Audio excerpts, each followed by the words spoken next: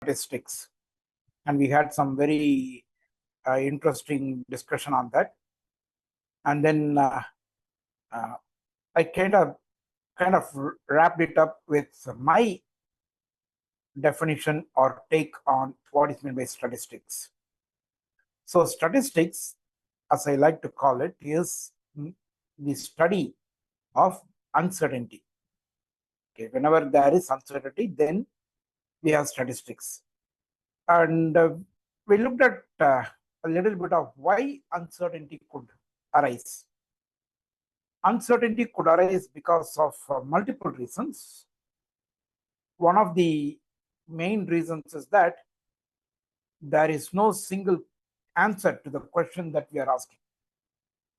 Because of the nature of the problem itself, that there can be no single answer to the question we are asking.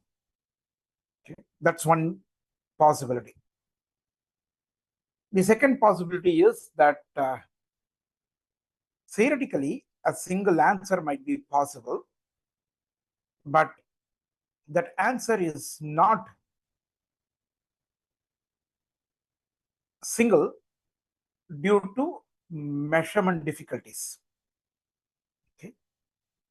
For example, if we take an example from physics, if you ask the question, what is the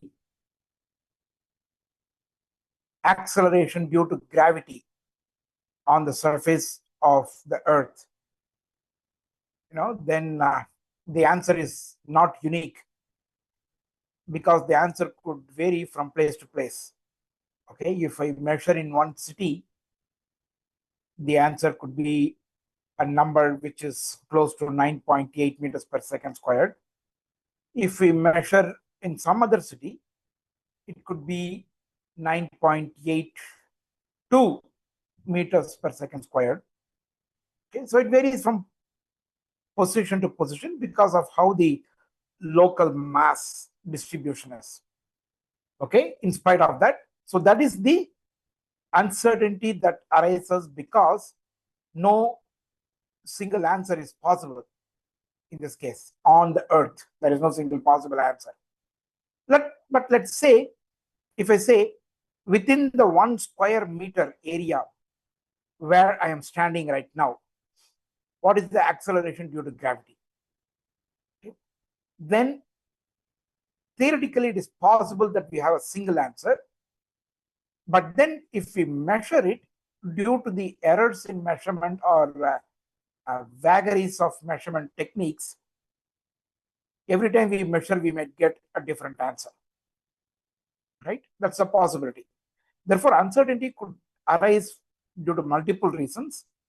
But whatever reasons the uncertainty arises, when the answer is not a single number, then we have uncertainty.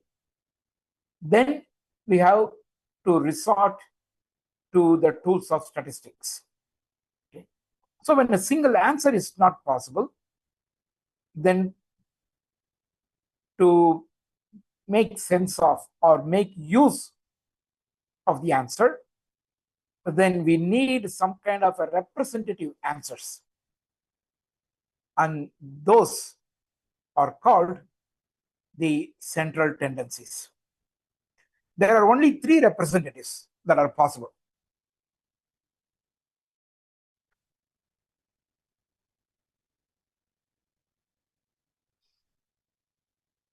Okay, there are only 3 possible representative values that we can give. The 3 are, we all are familiar with them: mean, median, and mode. We will look at the definitions for each one of them right now. But the representative values, a single value, we know, doesn't cut it, because the reality is very different. We'll see why, okay, in a short while.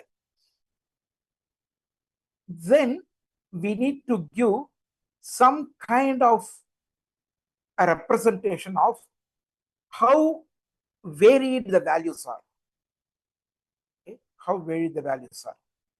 In the ideal world, if we have infinite cognitive power and infinite memory, then giving each value would be the ideal answer, but that's not possible. So we give the central tendency and we give an idea of how varied the values are.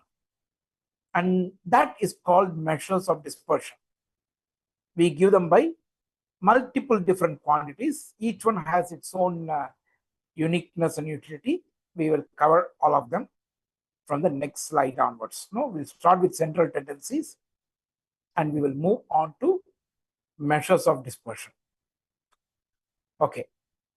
We also saw in the last session that the twin sibling of statistics is called probability, and it's a fascinating subject. It's a really fascinating subject. We will also have a quick tour of the ideas in probability, and then finally we will see how statistics and probability go hand in hand. Why is this important? This is actually the real reason why we want to study statistics and probability. We are in the universe of uncertainty, right? We don't know, for example, how we should plan. Let's say you are going to have a wedding in your family in a couple of months, and you have to plan for the number of guests. While you might have an estimate from the list of families you have sent the invitations to, you have only a rough ballpark number. You do not know how many from each of these families are going to attend the wedding. Okay. So now let's say you want to estimate that number. Okay. How do you go about doing that? Okay. So from all your set of people you know, the families you know, out of all those, how many are going to attend? Let us say you give this information to someone. You outsource the wedding arrangements to a wedding planner, and then the wedding planner comes up with an estimate. Okay, how does the wedding planner come up with an estimate? So with all the possible values he has worked with, he has to come up with a number which is meaningful for the wedding that's being planned in your family, for example, right? So we work with two different sets of elements.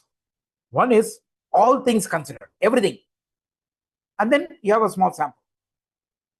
Okay. So how do we connect one with the other? And that's where the dance of statistics and probability go together. Okay, we will talk about them also. This is called hypothesis testing, and I think we talked about it also in the last session, but we will take a deep look at it maybe tomorrow.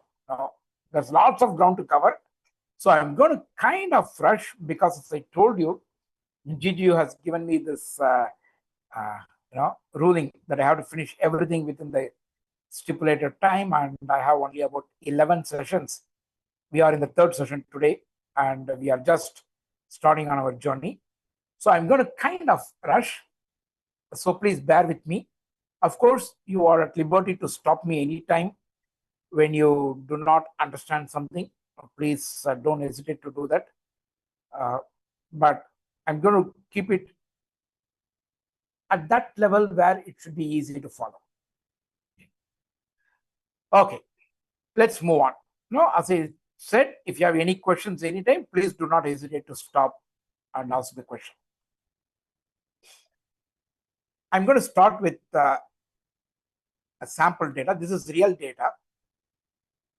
It might be meaningful here, it might not be meaningful here, but I'm going to just look at them as numbers and tell you, try to impress upon you the utility of all these things that we were talking so far. So this is in India, there is something called Nifty 50. There are two stock exchanges in India. One is called Bombay Stock Exchange, and the other one is called National Stock Exchange. And this Nifty 50 is the index of 50 companies, that trade in the National Stock Exchange, NSE, and in India. Okay, and of course, more than 50 companies trade in the National Stock Exchange, but these are the companies that form this index. Okay, and for the 1 year that ended on 2012-2024, so this is a little bit of a dated data. I looked at the percentage change over a period of 1 year for these 50 companies that go on to form this Nifty 50 at that time. Okay, so these are the numbers. So usually what I do is I stop here and ask people to give their observations. Okay, and unfortunately, I'm not going to do that. I'm going to go slow but give some observations here. These observations are true, at least to me, and if you find anything additional, you can tell me those. Okay, you can anyway stop and tell me. So what I first see when I look at these 50 numbers is that my first impression is, okay, so what? No, so what? But then since I am part of this course, I am forced to look at these numbers. Okay, and then starting to look at some patterns. What do I look at? Some patterns. I see that the numbers here are both positive and negative. So both are there. Can I regurgitate these 50 numbers after looking at this for some time? Perhaps not. And that's probably not meaningful either. What I find is, as I scan through these numbers, I see that the lowest number, that is highest magnitude on the negative side, is minus 40.8. I think that's what I find. I don't see anything else. And the largest number I see is it 131, or is there anything beyond that? Yeah, correct. 131. 131.17. Correct. That's what that's the largest I have. Okay. So therefore, now I make a mental map. Now when I look at the lowest and the largest, now I know. Okay. The numbers, these 50 numbers, range from approximately minus 41 to approximately 131. That's the range of values through which these numbers vary. Very good. Then when I look at this, I also see there are lots more positive numbers than negative numbers. Right? There are lots more positive numbers than negative numbers. Which is again, that's an information, yes, of course. So which tells me that lots more companies had profits or increased their value, stock value, than decrease. Right? So this is a very interesting finding. Okay. To understand much better, what I do is, okay, if that is the case, if it goes from some minus 41 to plus 131, why don't we just sort these numbers? Is the second question I get. So I go ahead and sort these numbers. This is what we usually do. So every time we get this large number of numbers, whenever possible, we sort them out. So when we sort, things becomes much cleaner. Okay. So as you can see, every column has 10 numbers. So 10 plus 5, 15 negative numbers, and the remaining 35 are positive numbers. So there is minus 40.8, and then there is plus 40.7 approximately. Therefore, within the symmetric range, beyond that, there are quite a few positive numbers. So this tells me that these two information tells me that if I want to give any representative value representative value of these numbers, that's going to be positive. Okay, that I can clearly see. So what could be the representative value I can think of?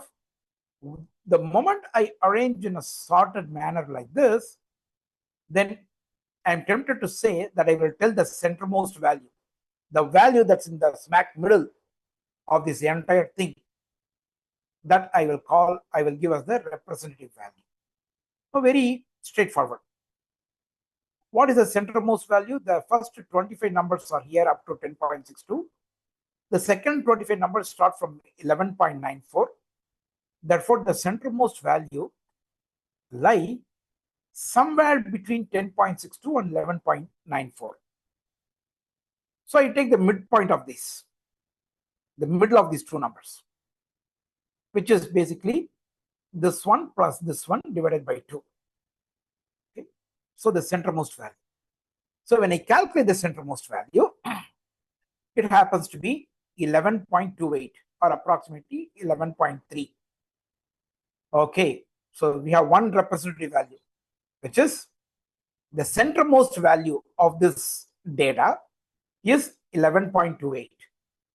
Okay, does it say anything about how much change did a single company's stock value had in 1 year? That I cannot say, but I can guess that is going to be something like 11.28.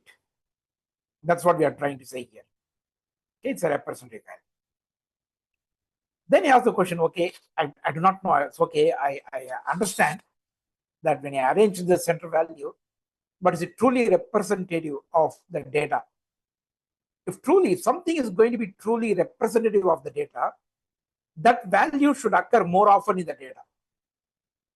That's the idea that flows into me naturally. So I look at values that appear more often than others in this data. When I look at that, as you can see, every number is different from every other number. Okay, this most frequent value is called the mode, but unfortunately this data does not contain mode. This is what we always will find, except in categorical data. In numerical data like this, we will never find we will most often will not find a mode. But however, what we can do is we can go search. Okay, I'm going to do lots of approximation and let me see whether I can find something. Yes, I see 40.65 and 40.68. These are approximately equal. Do I find anything else like that? Yeah, maybe 20.48 and 20.95. Okay, how about 34.41 and 34.87? Now, that way you would find lots of numbers, 8.87, 8.96, right? And if you look at this, minus 7.14, minus 7.04, two numbers. But then if you see here, minus 5.93, minus 5.89, minus 5.83. If I consider these three approximately equal, okay, then I have maybe perhaps minus 5.9. Sorry, minus 5.9. Yeah, minus 5.9 is my mode. It's called approximate mode. When you are desperately searching for a mode when nothing exists, then this is something you could do, approximate mode. It doesn't exist in the data, but I'm giving an approximate mode. Okay, so we have two central representatives. One is the number that occurs most often, that's the mode. One that occurs exactly in the middle when the data is arranged in a sorted manner, in ascending order, that's the other one. Then you are familiar with the third one called the mean. And every time I ask anybody to tell me what the mean is, people usually give this formula. They tell me the formula to calculate the mean. What is it? Add all the values and divide by the number of values. That's what the mean is. That's what people say. Okay. Okay, you have given me the formula, but I don't know what it is. For example, median, when I say median, I know the meaning of it. It is the value that I will find exactly in the middle when the data is sorted. When you tell me the mode, I know what it is. It is the value that occurs most often in the data. But mean, what is the meaning of it? I can calculate it. Okay. When I calculate, this happens to be for this data, this happens to be 16.41. So it's somewhere between these two numbers, right? It's somewhere between these two numbers, 16.05 and 17. That's where the mean is. But do we understand what mean? I know how to calculate the mean, but do we know what mean means? Okay, this is where we get stuck very often. So I'm going to, now I'll stop here and ask you to tell me, if anybody, can someone tell me what this mean would mean?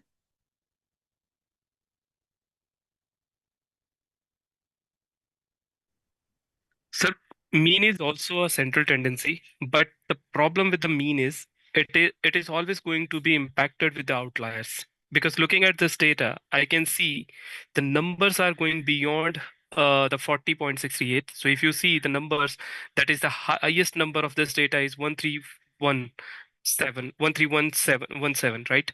And that's where the the difference between the median and the mean, I can see it's a lot. It's almost about 5 point something.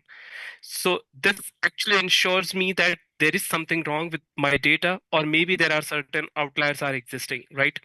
Eventually, if in reality, mean and median, if mean and median both are same, it means my data is very well distributed, and I'm having a complete normally distributed, and I'm having a bell curve which is not rightly skewed or not left skewed. So it should have a complete bell diagram should be should be formed proper.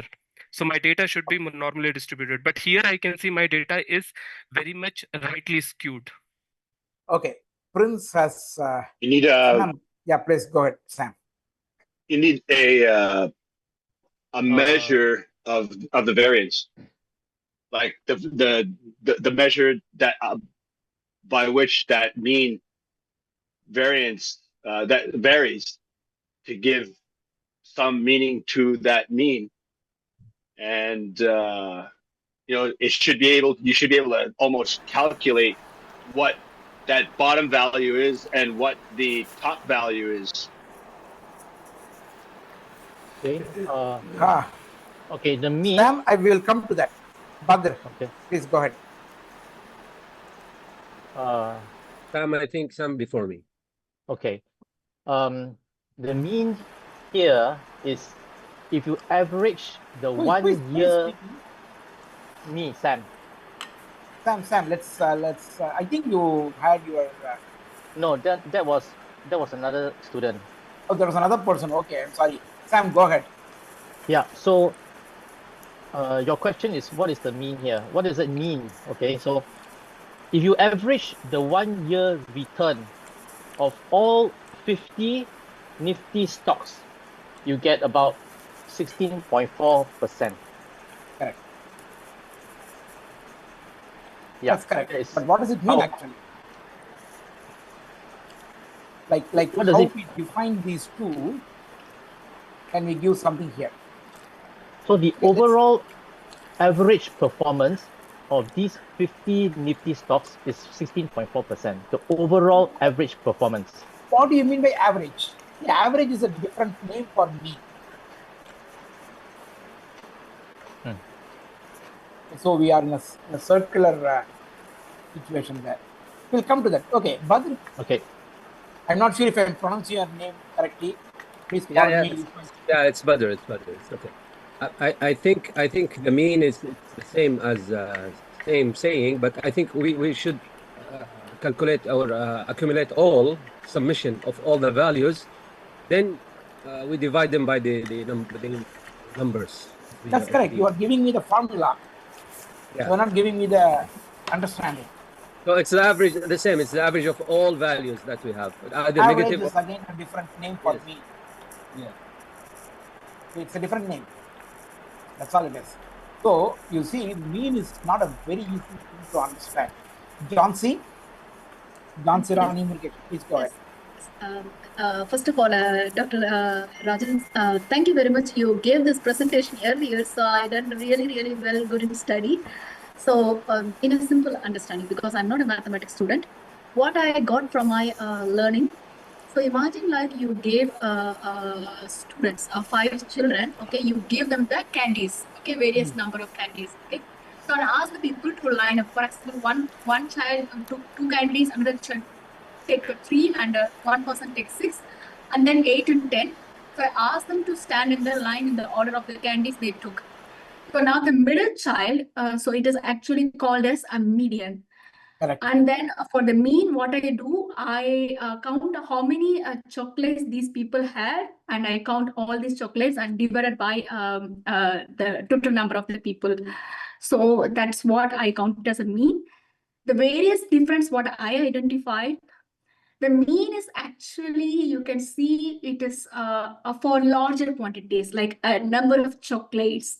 So it is actually many affected number, bigger figure. But the median actually, it's not about, number of chocolates. It is just about who is standing in the middle. That's all. It's not about extreme values. It is just like middle number. Yes, you are saying, I'm glad you are saying the same thing that Prince Dubey, I think I'm correctly saying the name, mentioned earlier. So mean is dependent upon the actual numbers. And if somebody has a larger value, let us say the person who is standing last, instead of 10, if the person had 20 candies, then the mean would change. So how this change happens, okay? That's what you're trying to say. That's Yes, correct. exactly. We will refine this a little bit more. Mohammed Niaz? Yeah. Yes, Rajan. So in my view, mean is the center or numerical center of the values, whereas the median is the ordinal center of the values. So which means? Well, I do not know what you mean by numerical center, but ordinal center for median is very correct. Okay. It is some kind of a center. That's correct. Mean is some kind of a center. That's why we call it a central tendency. Let me see if, yeah, okay, central tendency. So, okay, everybody is correct, but everybody is missing some important. Sir, can I, sorry, some Please of go my ahead. hand got loud, sir. Sir, is like if you assume that these are 50 students in a class, okay, and you have to identify a point from where, okay, it is the closest for the person to reach this particular spot. Will that be considered a mean? Well, you are very, very, very close to the mathematical definition of mean. Okay. Okay. What you say. In fact, I am glad you said that. I think who was that? Muhammad, I forget the last name. Niazi. Niaz. Okay, Muhammad Niaz and Dubey and also John Sirani. Everybody is correct, but we have the idea, general idea, but we are not fixing it properly. Okay, very correct. All of you are. So let me tell you what I am thinking of mean is. We divide by this number 50, right? What happened? Okay. Yeah. We divide by this number 50. Okay. And because of that, what is it that we are saying? Okay. Whenever we divide by some number, we can write it as something like this: x1 by 50 plus x2 by 50 plus x3 by 50, so on and so forth. Right? We will go up to x50 by 50. So what are we doing? To calculate the mean, okay, we are taking some proportion of x1, some proportion of x2, some proportion of x3, so on and so forth. What proportion? 1/50th proportion. Okay. So if each person, if each of these companies contribute the same proportion, okay, what value will we get? That is the meaning of mean by this definition. How do we get this number?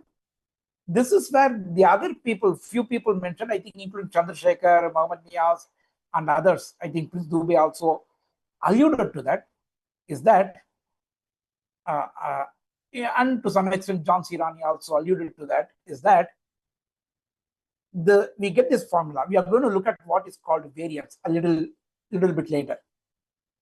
So in the definition of variance, we will have this symbol called X bar. Okay? And what value of X bar will minimize the variance? What value for X bar will minimize the variance? When we ask that question, then we will get this answer. We will get this formula. Okay, this is exactly what Chandrasekhar was telling. In fact, he was very close to the actual meaning. So he said, what is the minimum distance I have to be away from? That's the kind of question this mean is asking. Yes, that's what it means. Even these two definitions are very mathematical definitions. Okay, it's very difficult to actually get a grip on what happens. So let me demonstrate it by a slightly different idea. Okay, so what I'm going to do is, as everybody mentioned, it depends upon the values. So let me remove the last value, the highest value, and see what happens to the mean.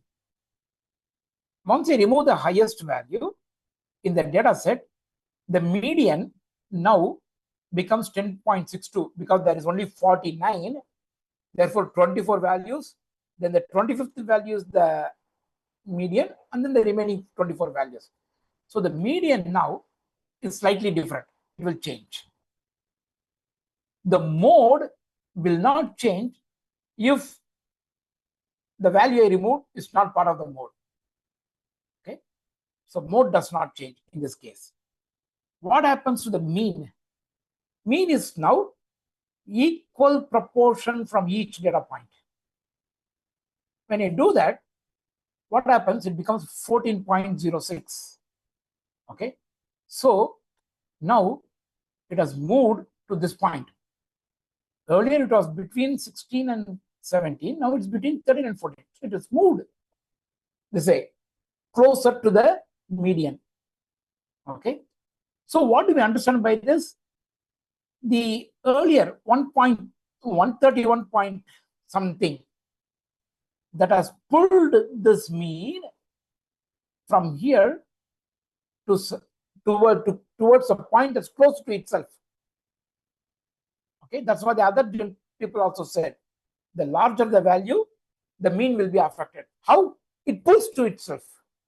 So you can see the mean is some kind of the middle point where every value is pulling this quantity towards itself. Minus 40.8 is pulling this number towards itself. Minus 30.9 is pulling this towards itself. Same way, 61.38, 70.44, 77.88. Okay? Every number is pulling this quantity towards itself. So if you see this quantity mean to be that point where everything is pulling this point towards itself and we have a balance. We have a balance. Okay?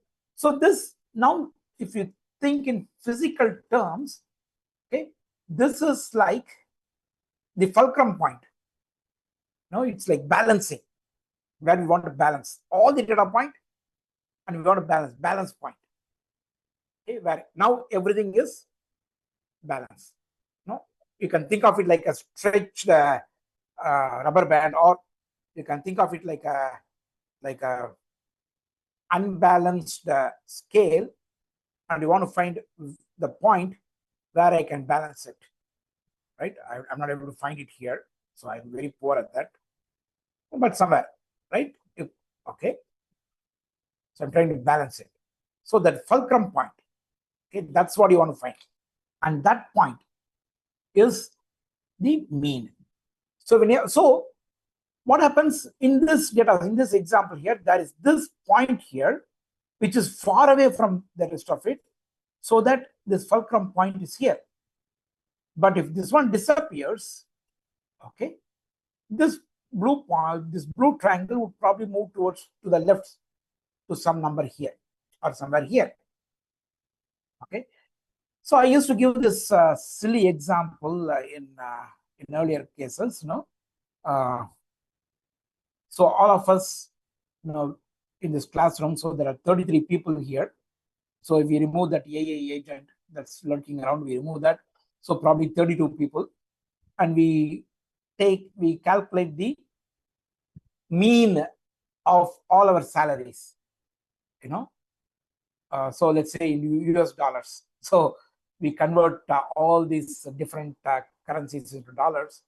Let us say, I'm going to just guess some numbers, it could be completely wrong, but let us say the average, the mean turns out to be $175,000 per annum. Okay, let's say that.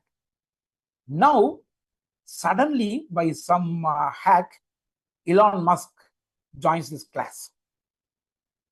Okay, so now, okay, there could be controversies here. He claims he doesn't take anything home. Okay, but whatever. So, but let's say he brings in a few billion or few $100 million salary per annum, whereas now we have few 100,000, 175,000 as the value.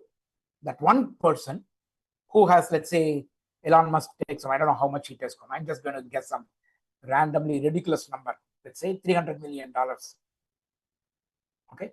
So when that one point comes in, what would happen? So this person also now will contribute 1/33 of his salary to the mean value, right? So that would shift everything towards him. He will pull. So it's a pull and push, pull between all these different data points where we find a balance, equilibrium. So this is like the equilibrium point in the data. Okay, median is not the equilibrium point.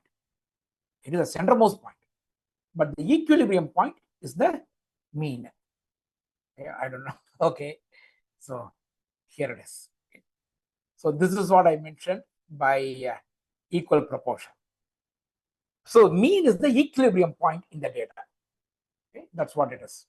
Again, you can come back like how I said average is a different name. You could come back and tell me that this definition again is a circular definition. Equilibrium point is just a name, right?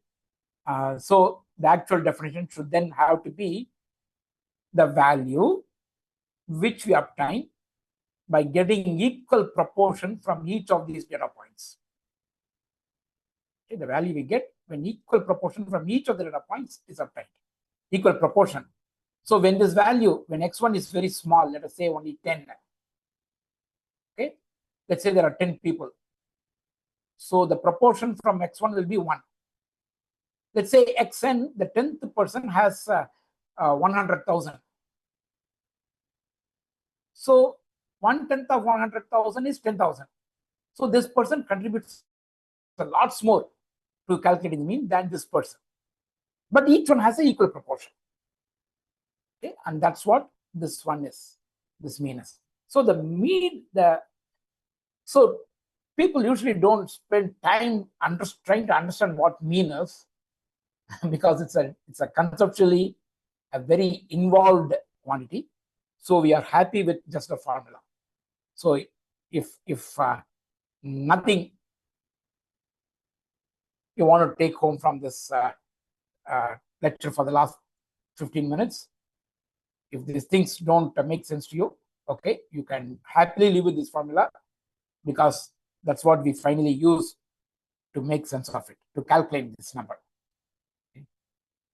Okay, so that brings us to the end of central tendencies. Median, mode, and mean. Okay. So how about the, yeah, please go ahead. Badr, Rajan, question just about the mean and the median. It's better always to use the median to get the average better than the mean, because if we have some abnormal values, so if we have abnormal values, so median will give us the central or the average better than the mean. Okay, right? the median, yes, the median will usually give us a very good estimate of the central tendency, but the mean is the only quantity that we can mathematically use. Okay, It's like it will give us the full picture, the mean. This is give us something like that, right? see what happens is, let's think about this. Okay, when I say equal, this equal proportion is the most important idea in the usage of mean. Let me think about this. Okay, I'm closing my eyes, standing in front of I'm standing near the door of a classroom in a high school. Okay, and I have the value of the heights of all the students in the class. Okay, now I have my eyes closed. Now you ask me, some student is going to walk out of the class, and you ask me to tell me what is the height of this person. Obviously, I cannot say what is the height of this person, because I don't know who the person is. But the only truly representative value I can give here is the mean, because now, since I do not know who is going to walk out, I have to consider the possibility that everybody is equally likely to walk out. Okay, everybody is equally likely to walk out. Then a number that takes care of this equal likeliness of each person in this case would be the mean. It is not the mode, it is not the median. The median is very valid only when the person who is near the center value is going to walk out. But I do not know that. Okay. Therefore, in these situations where you do not want any kind of bias, mean is the only truly useful central tendency. When the biases are important, for example, when we want to calculate, when we want to create some programs for, based upon the socioeconomic strata, then median is more meaningful, and sometimes even mode is more meaningful than the mean, because the mean is affected by the extreme values. Yeah. In the society, always there are very poor people and very rich people. We don't want either category to influence the policies that we are going to design, in which case the median is a more important category, or the mode. Okay, mean will not be meaningful. So the answer to your question is not straightforward. Okay, now there are two more hands raised. Please go ahead. No, I can wait. Jeff, please go ahead. I was just thinking, like, you're looking at, of course, the diagram and the explanation of mean.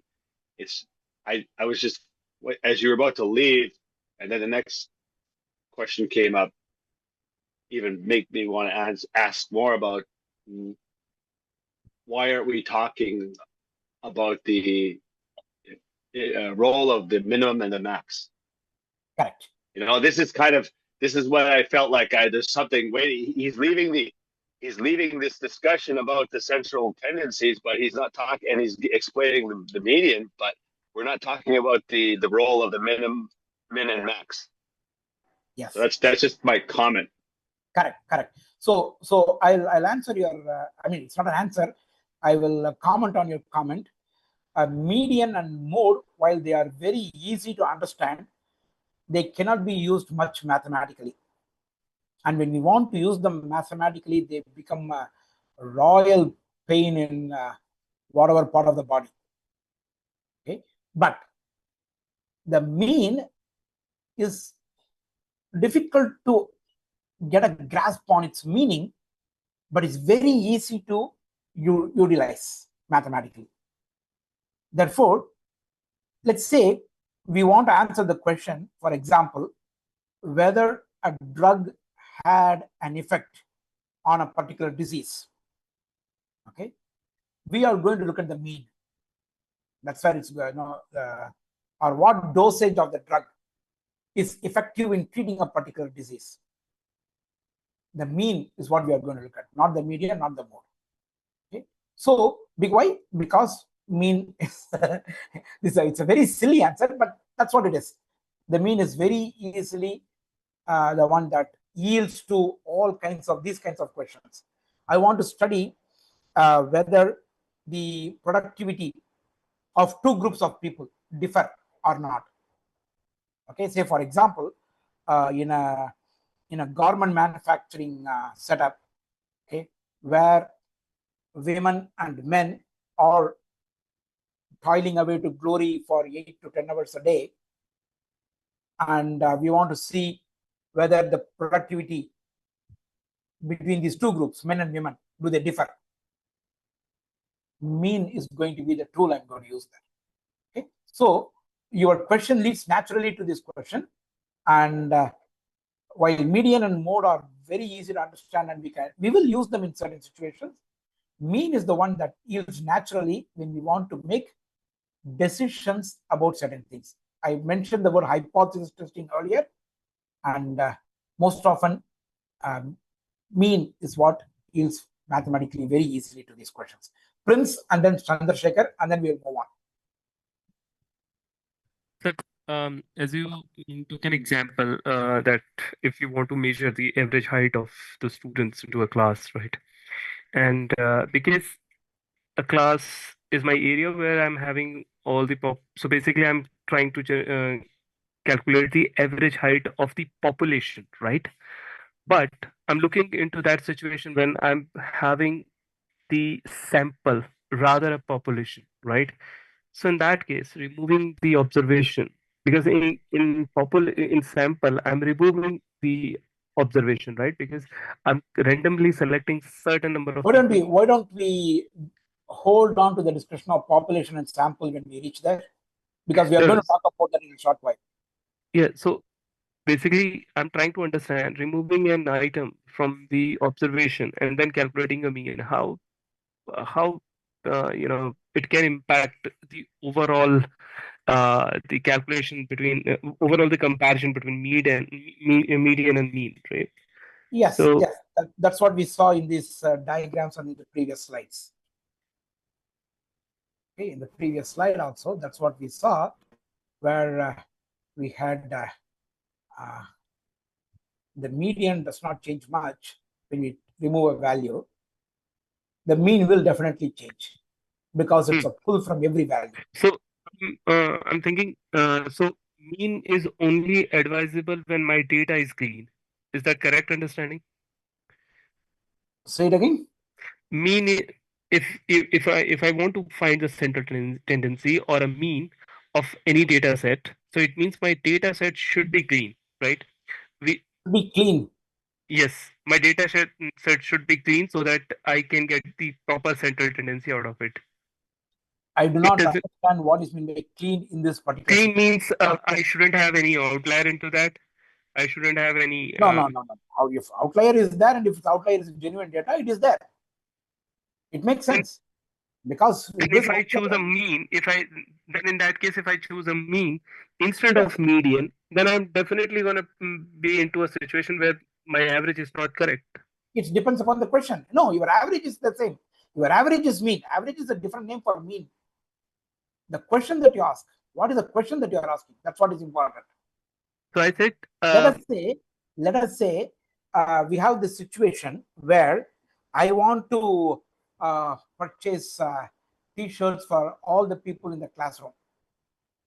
Okay, and I find their sizes, okay, collar sizes for all the people. So I get some numbers. But unfortunately, there is one person in the classroom who is very big compared to the others. everyone else in the classroom. Okay, so what do we do for that person in that situation? Okay, then in this situation, how would you do?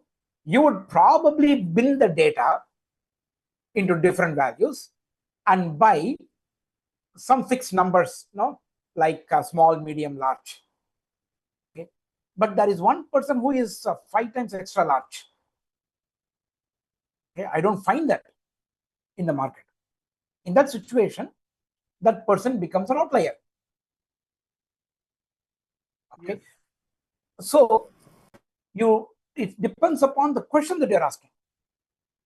I cannot necessarily say somebody is an outlier basically because they are far away. Okay, however, I'm going to show you very soon. I'm going to show you that there are ways to calculate outliers, and we will probably use them. Okay, now let's move on. Chandrasekhar, you had a question. No, sir, no, you addressed it, sir. Thank you.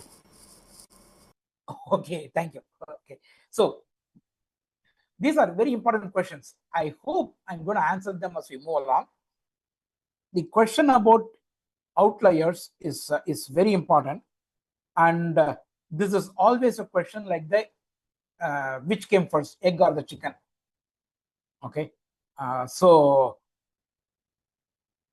the answer I give you might not convince you, whereas it might be very convincing to me, but sometimes it might convince you and I might get confused about my own answer.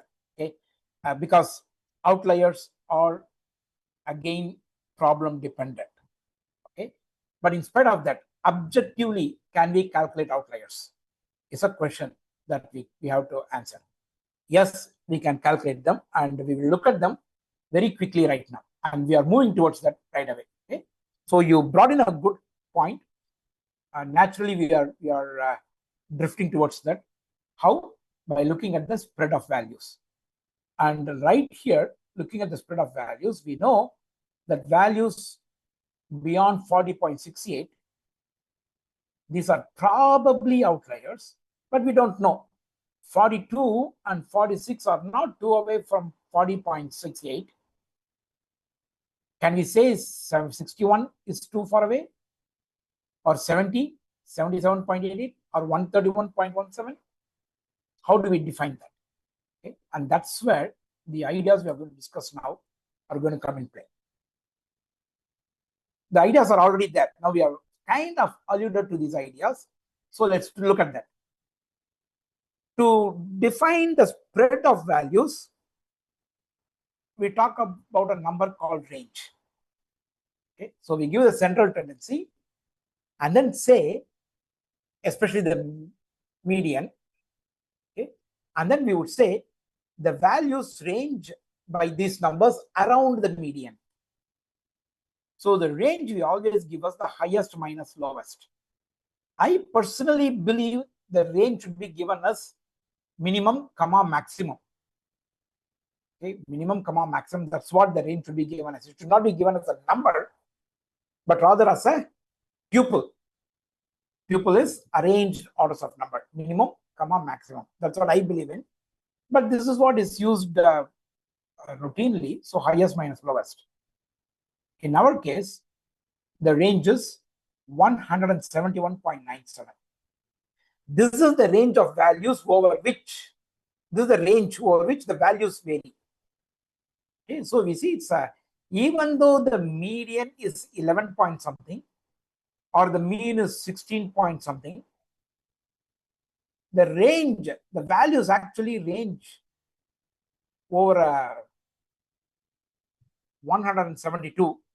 That's the range of values that the numbers fall in. But if you look closely at this data, okay, we already saw that in any data, if you see, because of, we already saw about the central tendency, the term itself tells you the data has a tendency, data have a tendency to accumulate in the center. Therefore, as we move away from the center, the spread might be larger. This we probably have seen a lot in our experience. Therefore, many a time people look at the central 50% of the data. Is central 50%. That means what? 25% of the higher end, 25% of the lower end, I discard. Look at only the central 50%. Something like this. In this case, again, this becomes, between the 13th and 14th, and between the 27th and 28th. That's how I should take. But here I'm giving some representative. Okay. So central 50% of the data, if I take the range, you see the central 50% in the data ranges only by 31.5.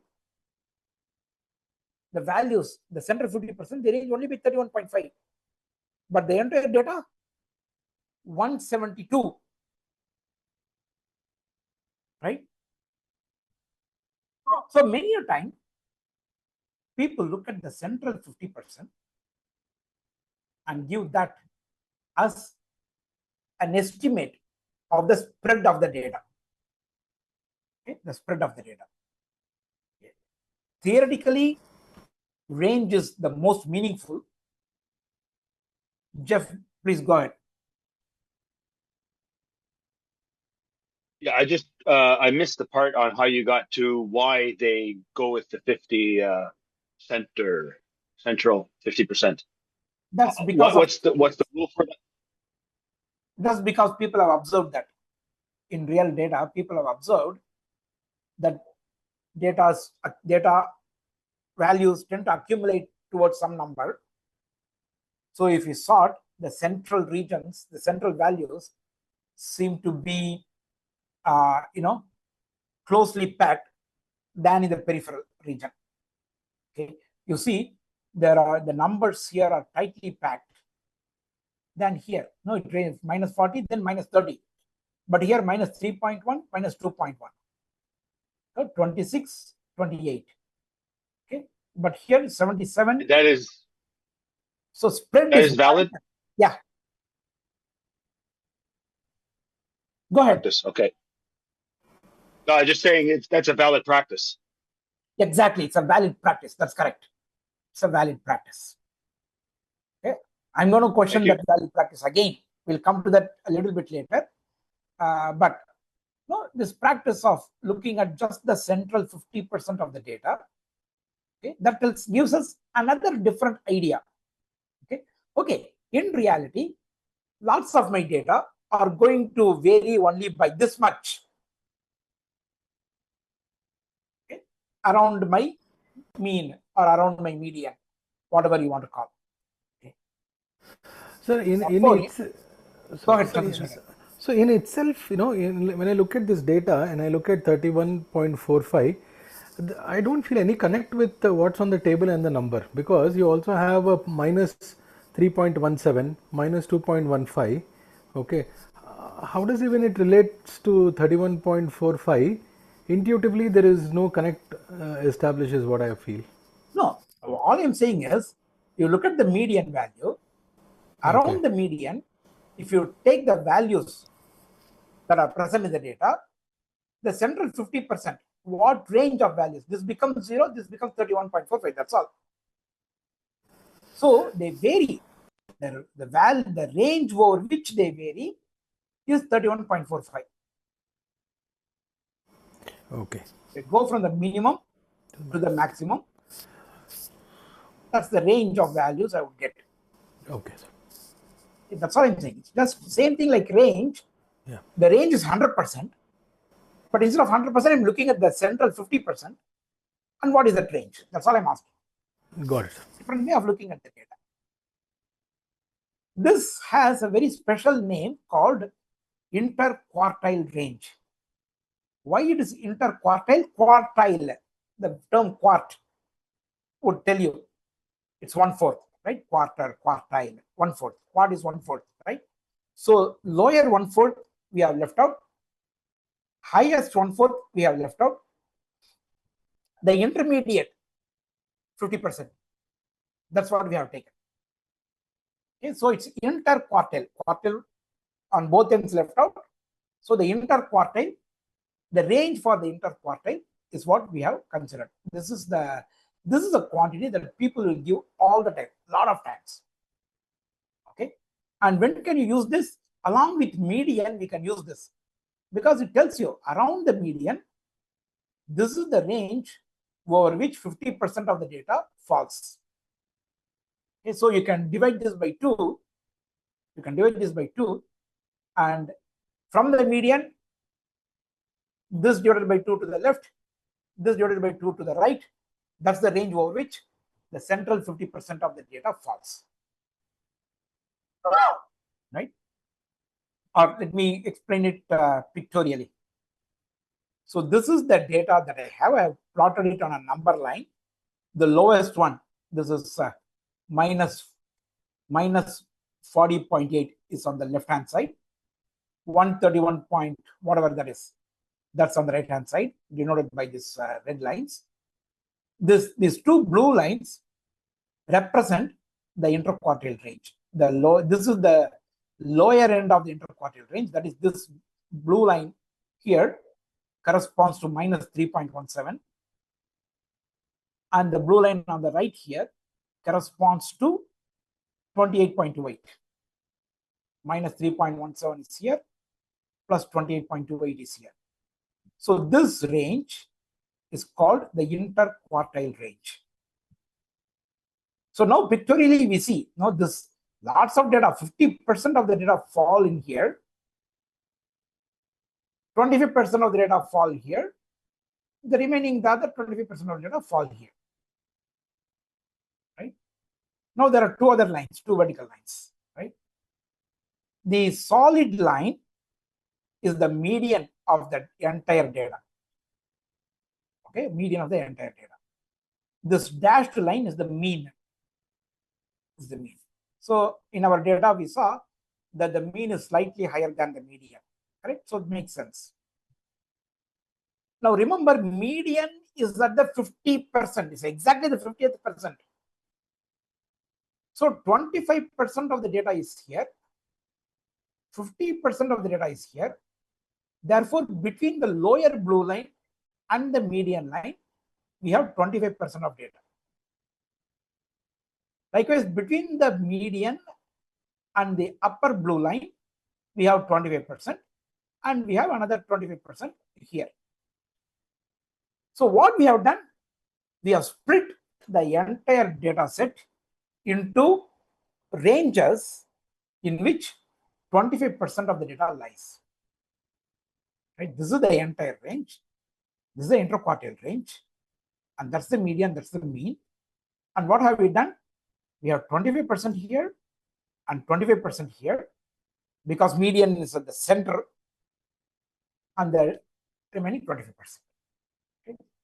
So this kind of division of the data into ranges such that each range contains 25% of the data is called quartiling. It's called quartiling.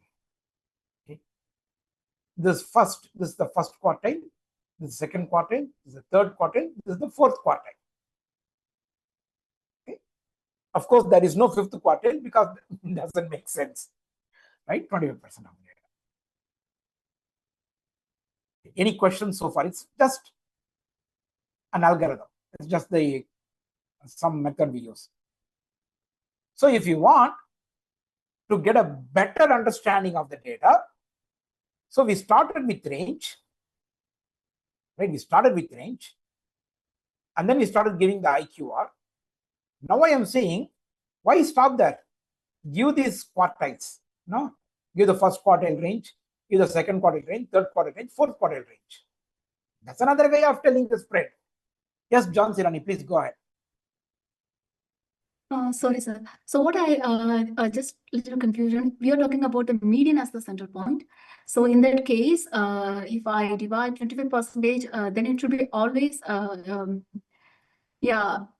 for example, why my confusion is like in your diagram, you have it like the arrow mark for the quarterly number 4, the last quarterly, 75% to 100. It's a little longer line.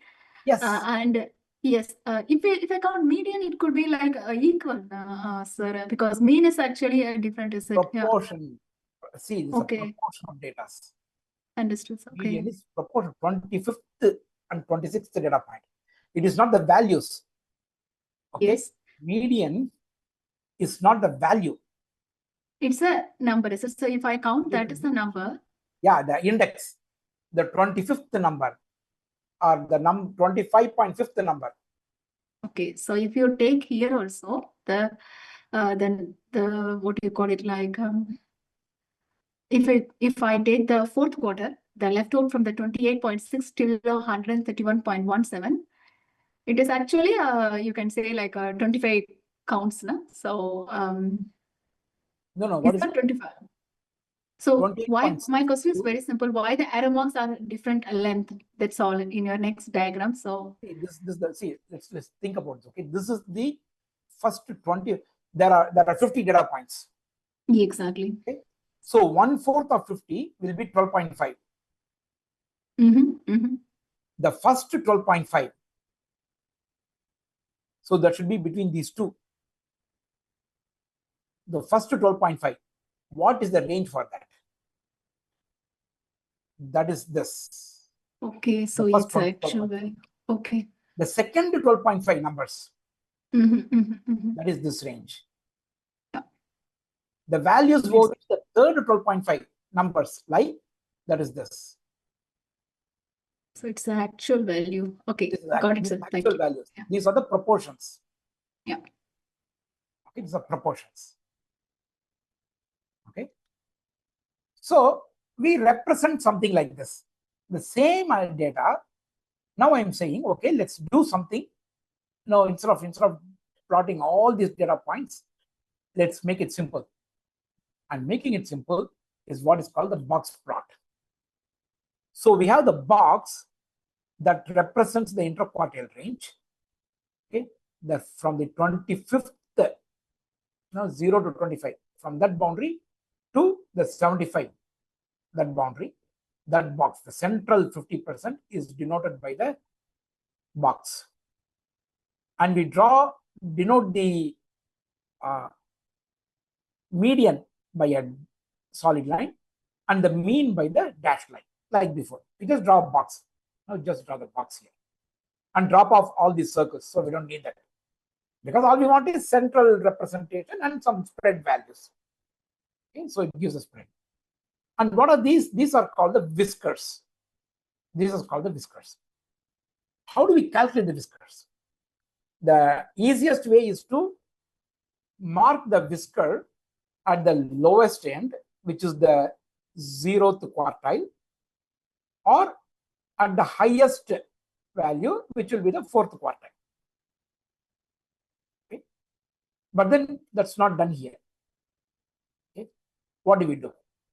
Here is where some statisticians sat back and thought, okay, if the distribution of the entire data set is approximately uniform, okay, let's say that, then my data, okay, my data should range only from here to somewhere here, right? Let me annotate that.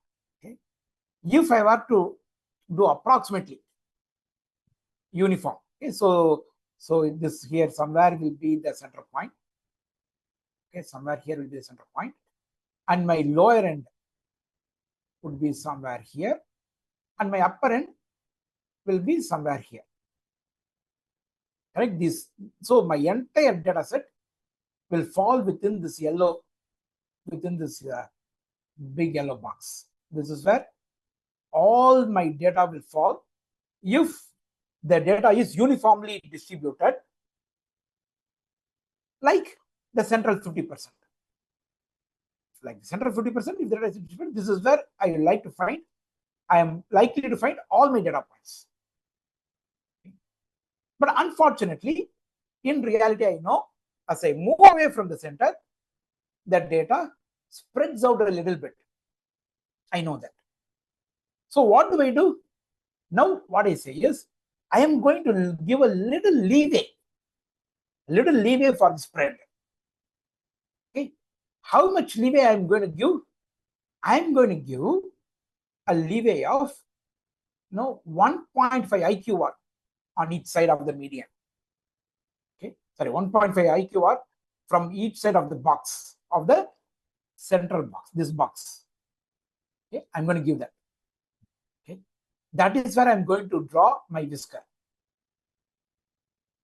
If my lowest data point is within this whisker, I will draw my whisker at the lowest data point. If my highest data point is within this calculated whisker, I'll draw the whisker at the highest data point. If not, I will draw the whisker where my calculated whisker should be, and everything outside I'm going to call outlier. Okay, so let me clarify this once again. Okay, so what do I mean? What am I doing here? I'm assuming that the distribution is uniform, like it is in the central 50%. I expect my, okay, this is fine. This is fine. This is the what? No, not what. I don't know how to change the thickness. Okay. Sir, can you explain distribution concept again? So in the central 50%, there is some distribution, right? The range is 32 something we saw. Okay, that means 25% of the data would be approximately 16 point something. Okay, so if I assume the distribution, my data is uniformly distributed, like what it is in the center, then I would expect my boundaries, okay, my boundaries to be somewhere here. What happened? Control Z. I don't know what I did. So I'm going to do this.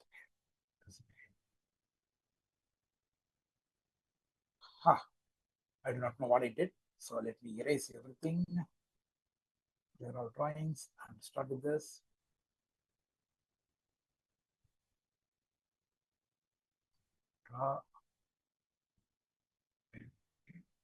So this is where I would expect all my data to lie. These two lines, between these two lines, these two yellow lines. I do not know whether you can see those two yellow lines. So clear all my drawing, change color, I'll change color red. Okay, not red because we already have red. So let me do something different. Okay, this pink. Okay, between these two lines is what I expect all my data. Maybe even this is wrong. Okay, so so if the distribution is uniform throughout as it is in the center, then within these two pink lines is what I would expect all my data points to fall on. Okay, but of course I know in reality it doesn't happen. So I want to give a little bit of leeway to my spread. Okay. How much leeway I am giving? I am giving a leeway of 1.5 IQR on each side. Okay, so this is 1.5. This is IQR. Therefore, 1.5 IQR. Okay, that means this is one. My 1.5 IQR would be. Let me change the color once again. My 1.5 IQR on the lower end will be here, and from here, my 1.5 IQR is somewhere here. Okay, somewhere here. Now what I do is I draw this 1.5 IQR on the lower end of the box and 1.5 IQR on the higher end of the box. Okay, now I see, are all the data points lying within these 2 points, within these 2 boundaries I have set. On the lower end, I see yes, on the lower end, the lowest value in the data lies within this boundary I set. So I'm going to draw my whisker on the lowest value. That's what here it is. So, sir, what is the IQR here on which you are calculating 1.5? Interquartile range. This box, the length, the range of values over which this box is drawn. Correct. So 1.5 IQR is you are taking how much, sir? Calculate this number, right? 31.45. Correct. So you're taking 1.5 times of 1.5 times of 31.45. Okay. And going below this number, whatever this number is, this number was minus 3 point something. Yes. Okay. Minus 3 point something. 1.5 IQR, I'm going below that. So 31 times 1.5. So that would be what? 40 something. 42 okay. something. Okay. Right? So, Got it. is it 42? No, 30, 31, 48 or 47, 48 something. Yeah. Because it's approximately 16. So 47, 47, 46, 47. Okay. So I'm going 47 lower than minus 3.2 or whatever this number is. So that lies here. My lowest value is only minus 40.6. So therefore I draw the whisker at the lowest value. But when I come and look at the higher end, the top number here is 26 point something. I go 47 above that, which is this number, and I see whether there are any points on or beyond that. Yes. So what I do is I consider this to be my whisker. Okay. So I consider this to be my whisker, and everything outside this whisker, I call them as this. I call as outliers. These I call as outliers. Okay. So this is all heuristic. Right? I'm just playing with some ideas. So heuristic definitions of outliers. Of course, that makes sense. As long as I assume fairly uniform distribution, maybe a little bit leeway for the edges. I define my boundaries, and anything beyond that boundary, I will call as outliers. Okay? And that's this idea behind box plot. That's the idea behind box plot. Okay, let me clarify, remove all this drawings. Okay? That's the idea behind box plot. So, and what was the relevance of your median and mode in that box, sir? No relevance? Median and mean. Mean, yeah. Median is just represents 50%. Okay. Mean so physical distance. Okay, got it. People just give it. So because people are interested always in talking about the median and mean, so that's why it's given there.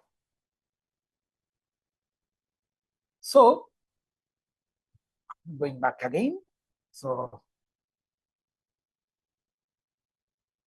mathematics, but that's the idea. So these two are outliers.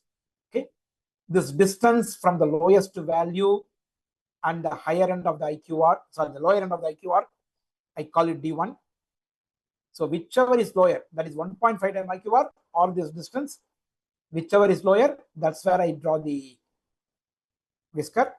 Same way on the higher end. Okay, 1.5 times IQR or this D2, whichever is lower, that's where I draw the whisker. So here in this case, it's 1.5 times IQR is the lower value. So that's why I draw the whisker. Anything outside the whisker is an outlier. Okay. So this is another way. See, now we get and by drawing the median and the mean, we now have a very good representation of the data. If you give these numbers here, we know exactly what these are, right? So we have the idea of the spread. We have the idea of the central tendencies also. Yes, Muhammad Niaz, please go ahead. Professor, on the lower side, it should have been actually max, right? Because we are using the numerical values to find it, right? Distance. So this is not a signed number. Okay. So yeah. It's always minimum. Okay. Okay. So again, if you look at the raw data, right, and when it was sorted, it was minus 40 and it went up to 131. Okay, and if you look at the range, typically it is minus 40. It should be plus 40 on this side, and 77 should have been included, right? So why did we exclude 77 here? Because it lies outside the IQ or this whisker.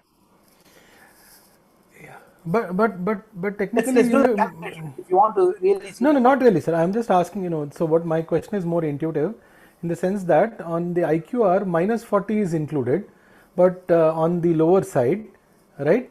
And, but on this side, it should have been plus 40, but we got more numbers included there. Okay. Yes. You got up to this. Yes. Got up to this. Okay. Because if you are strictly going by this, your lower whisker will be somewhere here. Yeah. Your upper whisker happens to be here. Got it. Okay, your upper whisker happens to be here. Your lower whisker is somewhere here. Okay. Okay, and that's what is happening. Got it. Okay. Yes, somebody else also raised the hand. Please go ahead. I think I forgot to bring it down. Okay, fine. Actually, sir. Yes, please go ahead. Ask your questions. So, sir, the amount of data that we left out after calculating the IQR, because eventually it is giving me the consistency of the data, right? That how consistent my data is, and removing the high variance and the value which is very far from the center, right? Yeah. And I'm actually thinking into that situation when when I'm having a more outliers into my data, and that data somewhere about 30% of my overall data, right? So okay, go ahead. So in that kind of situation, because I'm leaving a 30% of my overall data, then don't you think that this is correct approach to, to conclude on anything? For example, if I need to take a decision for about 100 people, and there are 30 people which are considered as an outlier. So based on removing those 30 people and taking decision for only 70% people, I'm not sure whether I will be making sense here or not. You are, provided your statement is verifiable. Okay, let's take the same data. Let's fix the range from minus 40 to plus 131. Okay, and if you want 30% of your data to be outlier, what are the things that should happen? The things that should happen is the center should be much more compressed. The IQR should be very small. Okay, and then you have lots of data outside. But can that happen? In my opinion, it cannot. Okay, what would then happen? Okay, you have minus 40, minus 30, minus 20, minus 10, minus 10 to plus 10, you have lots of data. Okay, that's where your interquartile range lies, let us say. And then between plus 10 and 131, you have lots of data. I don't think 30% outlier is possible in any data. Okay, not know the numbers, but yeah. So in this data, but there could be a chance, right? Where I do not deny that. I do not deny that. But the distribution is going to be so crazy. Okay, how is it going to happen? Let's say even in a numerical situation like this, you have lots of data in one value, at one value. You have lots of data in the central value. You have again lots of data outside the central value somewhere. Okay, so you have these bunches happening. Okay, and the number of data points in each of these bunch has to be very crazy. You are able to visualize that situation that you're talking about. I am not able to visualize that situation. So unless we get some concrete examples or some mathematics, we might be talking a lot on this. Okay, so I'm going to leave it to you for the situation that with the statement that hope it doesn't happen. And my hope, I am very much leaning to the impossibility of that thing happening, like 30% or 20% of the data being outlier, unless the distribution of the data itself is very, very, very crazy. Okay, so with that, let's continue with the discussion. There are two other people who raised their hands, Deepak and John Sirani. Please go ahead. Deepak. Hi, sir. Yeah, Chansi, you want to go first? Or? Oh, I just want to give a comment about Rajan's what you mentioned about you didn't see the outlier 30%. Maybe I can give from your example itself. Sometime before we discuss about the salary, is it like our average salary, and suddenly we added Elon Musk, then it could be like millions. So $1,700 dollars, and now with $1 million dollar. So this could be a case for some place where we have this like a 30% of outliers, is it? So let's think about this, okay? 100 people, there are 70 people who earn less than 100,000. There are 30 people who earn more than 2 million. Yeah, this kind of data. Yeah. Okay, that kind of data.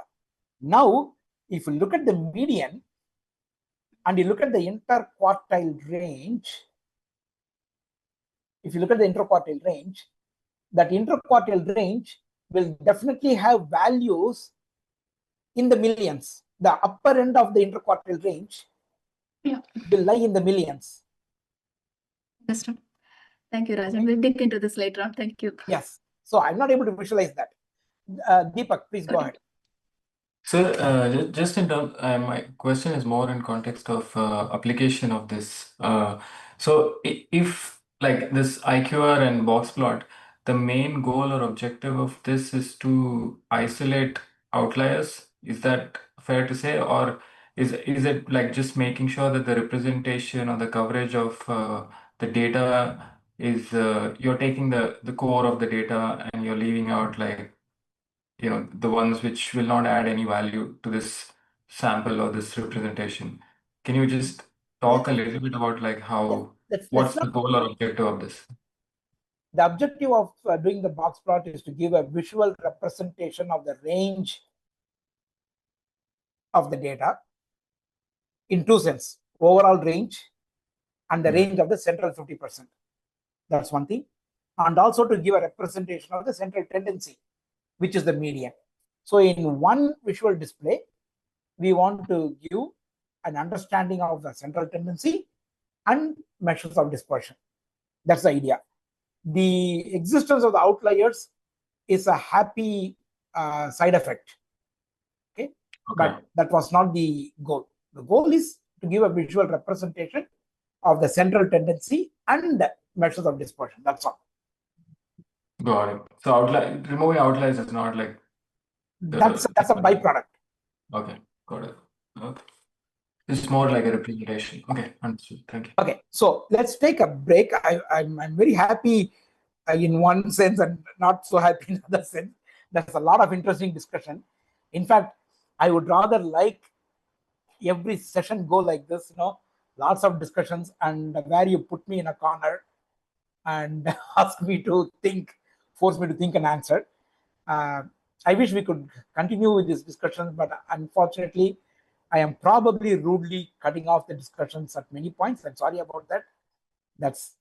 But anyway, I hope even this small amount of discussions, pique your interest in this very interesting fundamental ideas. Okay. So what we'll do is we'll take a short break now, and we will see how very, very useful. This is a real data. What I'm displaying now is a real data, and this is going to help us.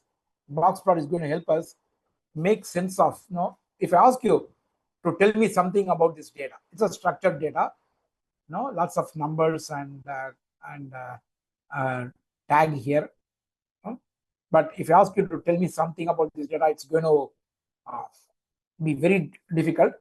Even if I ask you a question like, tell me something about the MPG value here, whatever that means, probably you can guess these are cars, and MPG probably you can immediately see is at miles per gallon. So fuel efficiency to 21 miles per gallon is what Mazda RX-4 claimed to give, right? Even if I ask you about MPG, maybe you will be able to say something, maybe you might not. But with this a lot of other columns that are present, I could ask some rich questions. Okay, and we'll ask some questions and see how boxplot answers them very easily. Okay, so we'll take the time now is 8:03 on my watch. So we'll take a 13 minutes break and be back by 8:16. 8:15, 8:16, we'll be back and continue with this session. Okay, we'll continue with boxplot a little bit more and understand the dispersion a little bit more before we move on to probability. Okay, a short break.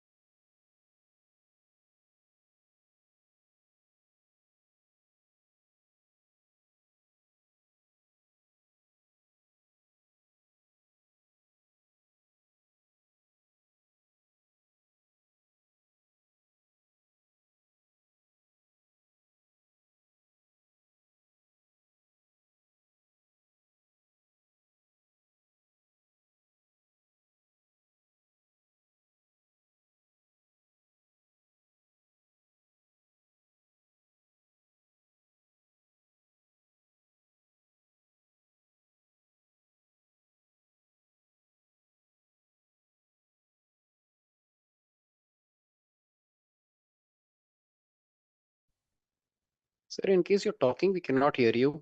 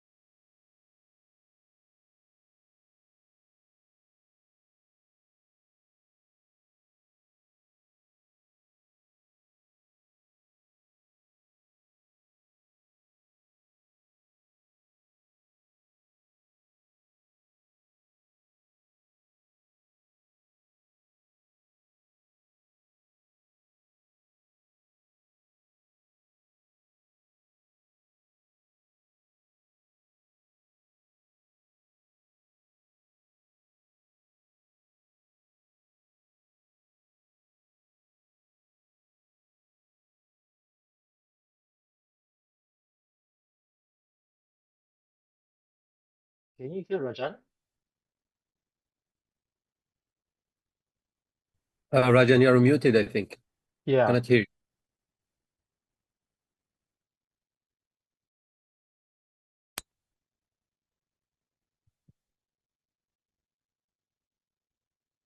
I was not just muted, my microphone was off.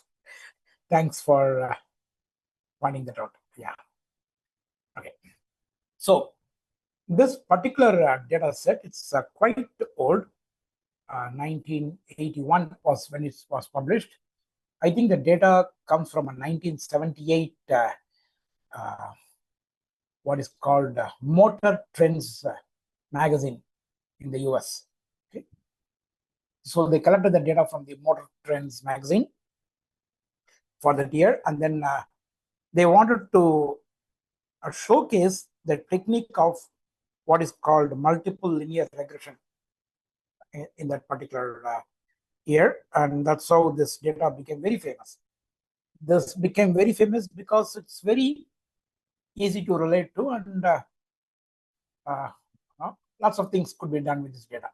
We'll see this data set again and again and again. You could go to this paper and read about this data, or you could just type MT cars, M for motor, T for trends, motor trends cars data set, MT cars data set, you will get this data.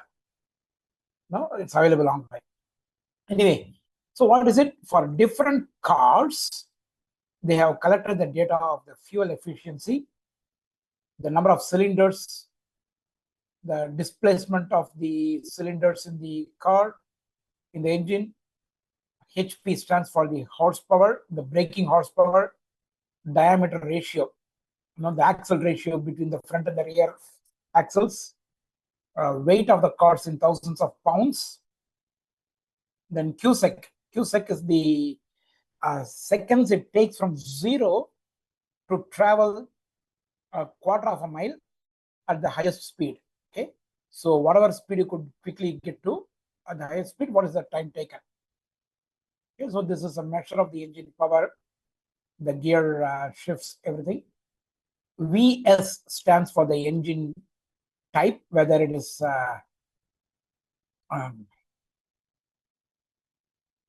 linear or it's a non-linear V-shaped movement. No, if you know engine designs, you know this. Okay, so it's a categorical variable, binary category. So 0 means V, S means linear.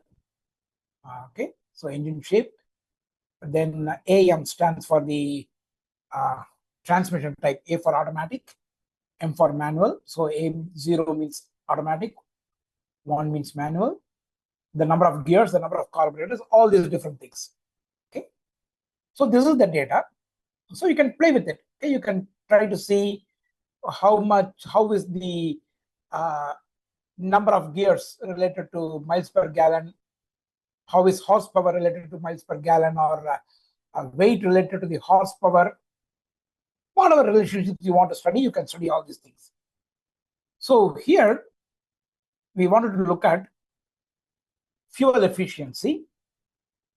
Okay, for cars, that are automatic versus manual, how did the fuel efficiency differ between automatic and manual cars with a fixed number of cylinders?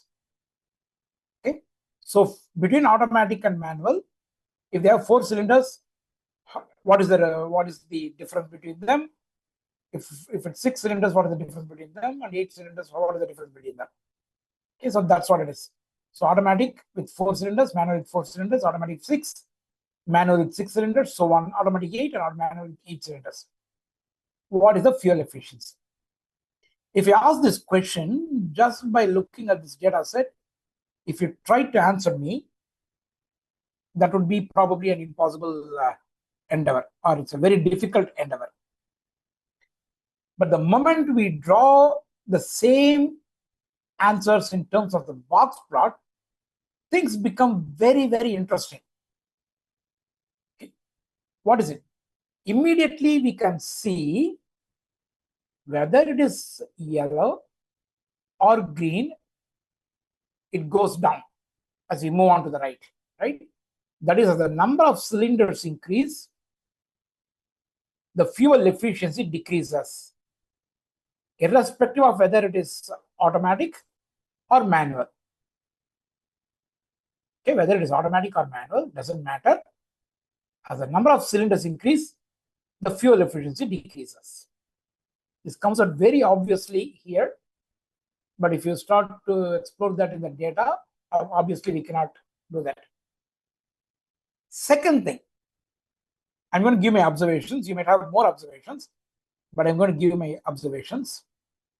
In general, the manual has more fuel efficiency than the automatic. Okay, whatever be the number of cylinders, the manual transmission cars have more fuel efficiency than automatic, because you see the median is much higher for 4 cylinders manual than 4 cylinders automatic. Median is much higher than 6 cylinders manual than for 6 cylinders automatic. Here, they might be similar. For 8 cylinders, they might be very similar, but still there seems to be a slight difference here. Okay. That's one thing.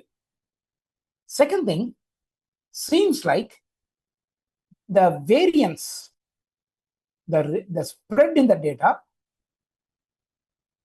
behaves differently for the 2 types of transmissions, right? As the number of cylinders increases, the spread in the fuel efficiency increases for automatic, whereas it decreases for manual. Okay, so the number of cylinders becomes higher, the spread in the uncertainty in the fuel efficiency values for automatics is much higher, increases, whereas it decreases for manual. And these are 3 very important observations I can make from just looking at these plots. Okay, so if you make any other observations from this, or if you have any questions about this plot, let's do the discussion now for 5 minutes or so. Sir, for Hello. fuel, sorry, go ahead. Yeah, go ahead, Chandrasekhar. So for the fuel efficiency, you considered the median, and why not the mean? Because this is numerical. Right? Mean would be better. Okay. I just plotted the median here. Got it. Okay. Just plotted. Just to There's give no a other reason. visual Okay. reference, that's all. Okay. Technically, mean would be better. Yes, go ahead. Someone else. Why there is no whiskers, upper whiskers for manual 6 or manual 8? Can you tell me? explain? Yeah, I can't see whisker. Yeah, can you tell me why? Can you guess why?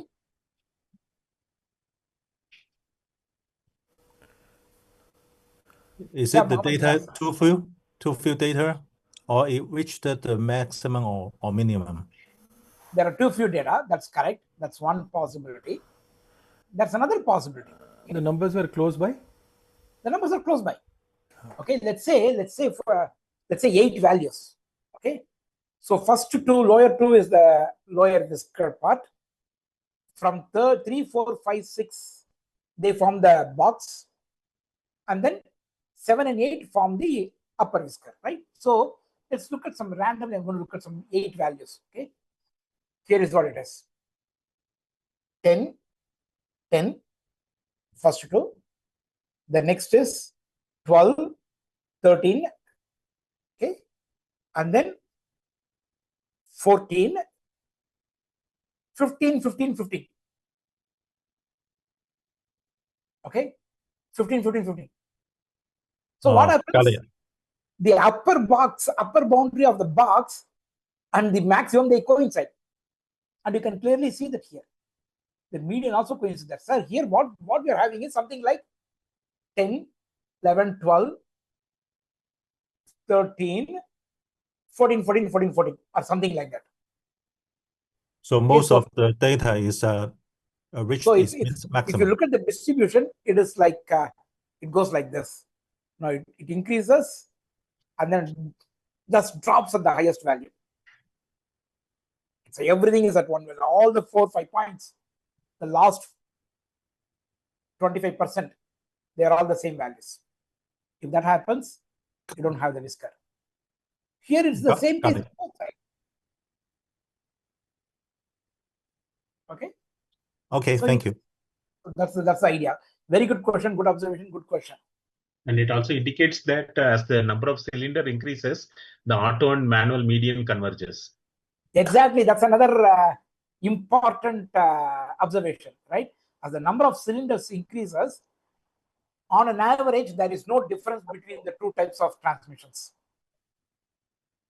Okay, if you are very fuel efficiency concerned, okay, then if the number of cylinders is small, then go for manual. Otherwise, it doesn't matter. So automatic, if I'm going for a large number of cylinders, then automatic, just the convenience of driving, no, I would choose automatic because there is no difference in their fuel efficiencies. Okay. So these are the kinds of observations, just a simple box plot, but a lot of observations we can make about the data just by doing these box plots. Luckily for us, and because the data set is small, there are no outliers. Okay, but there could be in a larger set, there could be outliers. Okay, so please remember this data set. If you want, go download it from online, because we are going to take a look at it again and again and again. No, it's a very common data set. People use it all the time to demonstrate many statistical modeling ideas. Okay, so be familiar with this data set. Where is the regression? Say it again. Where is the regression, and why is it called multiple regression? We will talk about that when we talk about regression. This is not regression. We are just in what is called exploratory data analysis. Okay, we are not gone into regression. We'll talk about regression probably 2 sessions from now. That is next Saturday. That's when we'll probably start talking about regressions. Means we'll come back to this plot maybe 2 Saturdays later? Say it again. Will we come back to this plot? Yes. Okay. Not this plot, but this data will come back. Okay, thank you. Not this plot. This data we are going to come back again and again in multiple situations. Okay. So I wanted to also mention one more thing. I did not pay attention to that, but let me talk about that a little bit. Okay. There is something called quantile. This is very important. Please pay attention. In box plot, we divided the data set into 4 regions such that each region contained 25% of the data. Right? We first sorted the data and then divided into 4 groups or 4 subgroups such that each subgroup had 25%. What is so pious about 25%? Why not we have 12.5%? Or why not we have 8%? Why not 10%? Yes, of course you can do. Nobody stops you from doing that. So if you want to divide the entire data set into subgroups such that each subgroup has 8.5% of the data, then we will have 12 divisions. We will have 12 divisions. If we want to divide the entire data set into 100 divisions such that each subdivision will have 1% of the data, that we can do. It only depends upon what kind of questions you want to answer, what kind of analysis you want to do. This quartiling is a special case of what is called quantiling. Quantiling means dividing the sorted data into subdivisions such that each subdivision contains the same proportion of data. Same proportion of data. When we divide it into 100 subdivisions, that has a special name. That's called percentile. Okay, so I am at the 85th percentile. I am at the 76th percentile. No, that's where this comes from. We divide it into 100 groups such that each subgroup has same 1% of the data. Okay, so this is very important. What is the use of it? I'm not going to tell you this now, but remember this. Okay, this we are going to use when we want to understand whether a data falls in a bell curve or not. Okay, whether the data falls in a bell curve. When we want to study that, that's when we are going to use quantiles. Okay, our use of quantiles is going to be there. Bell curve is called normal distribution. So this is called test for normality. So when we talk about test for normality, that is when we would use this particular distribution. I just remembered. Is the I do not know. Is the upgrade person here? If you are, please come on the mic, please.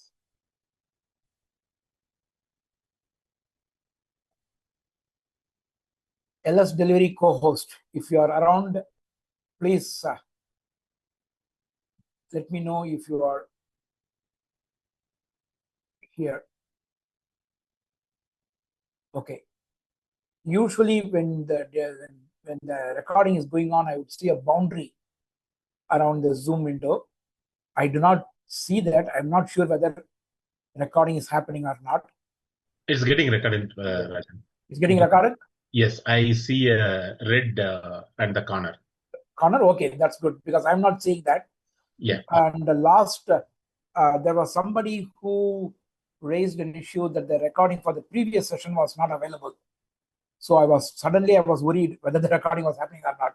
But anyway, I'm going to record from now on. Let's see whether it happens or not. Okay, good. So the quantiling is something we are going to study when we test for what is called, when we do what is called test for normality. Okay. So now think about this.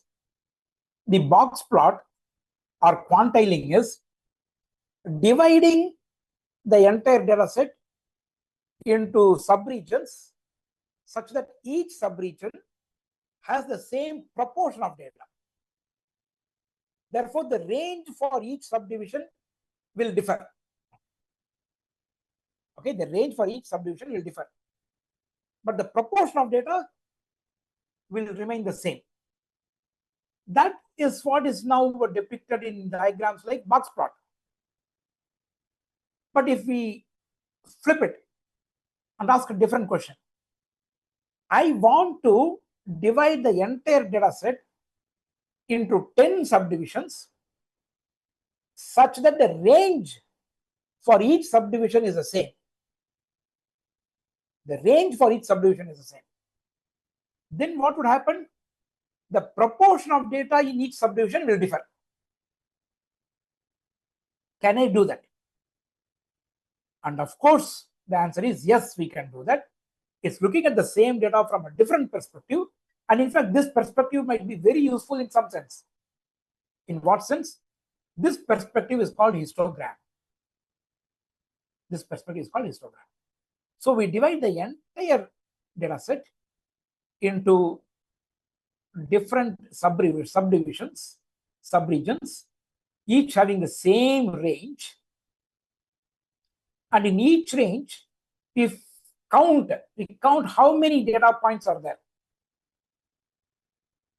Okay? And this presentation is called a histogram. This table itself is called a histogram. But usually we are familiar with a plot like this. Okay, a plot like this. For example, 2.22, then 19, 15, 8, 1, 2, 0, 0, 0. Then there is 1 here, 0, 0, and there is 1. So this kind of a plot is called a histogram. So this kind of subdivision is called binning, dividing into different bins of the same length. Okay, so we talk in terms of bin length or number of bins. Okay, so this is called histogram. Same data, different perspective. But this is a very important perspective. This is a very, very important perspective. Why? We'll quickly see. This very important perspective because it tells us something called probability distribution. You might have heard of this term. We will define it properly, but this is the wonderful usage. What is it? All we do is what proportion of data lies in a given bin. So there are 2 out of 50. That is 4 out of 100. Right? That means 0.04, 0.04, 0.38, 0.3, so on and so forth. When we give in terms of probability, the proportion, then this is called probability distribution. The same histogram. Instead of giving the actual number of data points, just give the proportion of data points. Sir, here those 4 data points lying between minus 50 and minus 30 is not a probability, right? It's a certainty here in this case. Why is it called a probability? This is only 2 points. Correct, but it's a fact. It's a fact. It is sitting there. So why is it called a probability? I'm asking. It's I'm using the word. You can think of it here as asking that I'm using the word probability in lieu of proportion. If you want, I can change it to say, okay, I can change this to proportion of data. Okay, no, it's fine, sir. But no, okay, got it. Sir, Okay, proportion of data. let me just, can I ask a question to follow up on his? It's just the number divided by the total, correct? Correct. Okay, good, thank you. And in fact, that's one of the definitions of probability. And that's why we call it probability. Okay. Thank you. So what I'm saying is, out of this, you have 50 data points. What is the probability you will find some data points in the range minus 50 to minus 30? The probability is 4% or 0.04.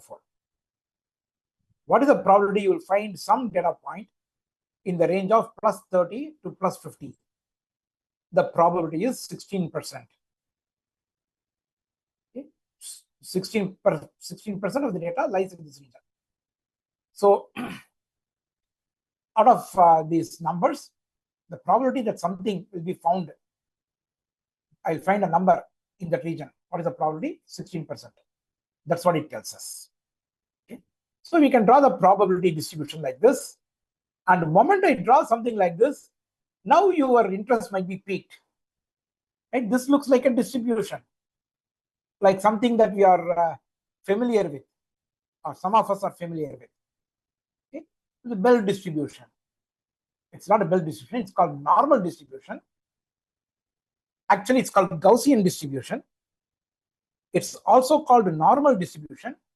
Here, normal means normal in English term. Okay, so essentially, normally you will find all data points to look like this. When you draw the probability distribution, normally Any real data will look like this, will look like this. Okay, normal distribution. Okay. It's also called bell curve because it looks like an inverted bell. But of course, it doesn't look like an inverted bell to me, but rather more like a hat. But then there are other kinds of hats called Mexican hat, which has a flap, which has a bent upwards towards a later part here. Now it will come down like this, and then there will be bent up, and then bend down again, go down like this. So people don't use the term hat here. To me, it looks more like a hat, like what a cricketer in a test match would wear. Okay, that kind of a hat. It looks like that to me. But anyway, people call it bell curve historically. It's a normal curve because this is the kind of probability distribution we would normally find. This is called Gaussian distribution because Gauss first gave or identified the distribution, gave the mathematical formula for it, and then explained its properties. So it's called Gaussian distribution. Okay. As you can see, the way I have drawn it is such that it's centered around zero. Centered around zero. Okay. And it's very symmetric about the center point. Okay. It's symmetric about the center point. Very symmetric. Right? And then the center point, okay, since it's the center point, 0 is the median. 0 is the median. Since it's symmetric, 0 is the mean. And if you see, the center point has the highest probability. Therefore, that's the mode also. So this is a distribution where the mean, the median, and the mode, they all coincide. For a normal distribution, the mean, median, and mode coincide. When the mean, median, and mode coincide, then the distribution is normal. Is that statement correct? No, that statement is not correct. There could be other distributions where the mean, median, and mode coincide. Okay, so that statement is not correct. But for a normal distribution, the mean, the median, and the mode, they coincide. Okay, okay, so we can tell for a normal distribution, giving the mean is sufficient. And since normally all real data fall in Gaussian distribution, mean takes predominance. Mean is something that we always work with. Okay, so for this kind of a data, we can tell the central tendency by giving the mean. Can we give the spread of the data? How do we denote the spread of the data? We denote the spread of the data by a symbol called sigma or standard deviation. Okay, let me copy and paste that here.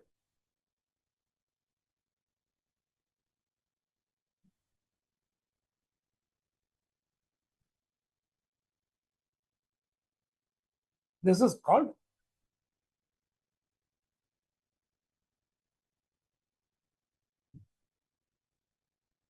standard deviation. Okay, what is standard deviation? We'll come to that. But there's something called standard deviation. Okay, and we can give the standard deviation that denotes the spread of the data that falls on a normal distribution. The standard deviation is very important for a normal distribution. The reason is, if you go, I do not know what is the next. Okay, I'll do one thing. Give me a minute. Okay, let me duplicate this slide and tell you something very important. Okay, duplicated.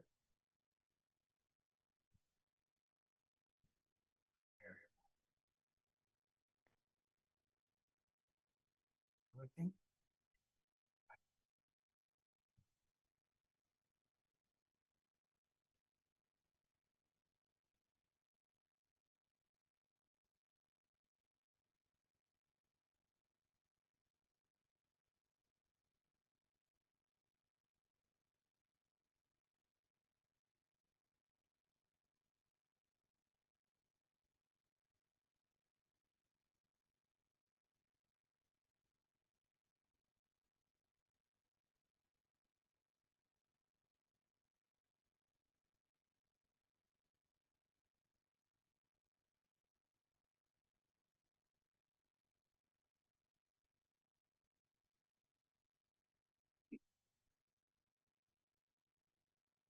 So this is one standard deviation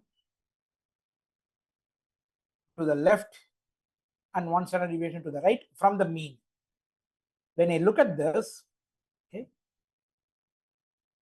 my memory is not strong, but I'm going to guess it. Approximately 68%. Okay, approximately. Okay, that didn't come through. So APP or OX.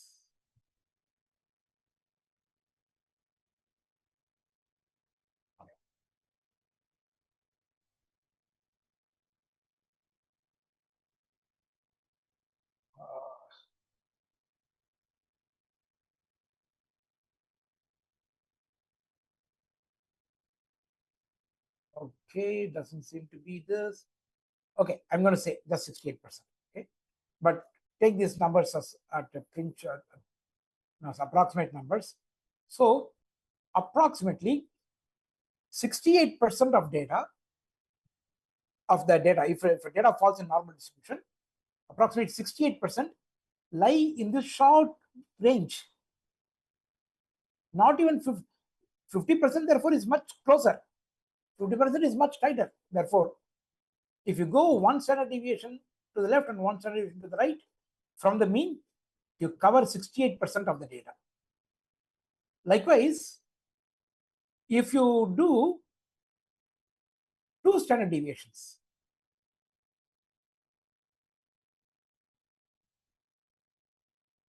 okay, if you do two standard deviations,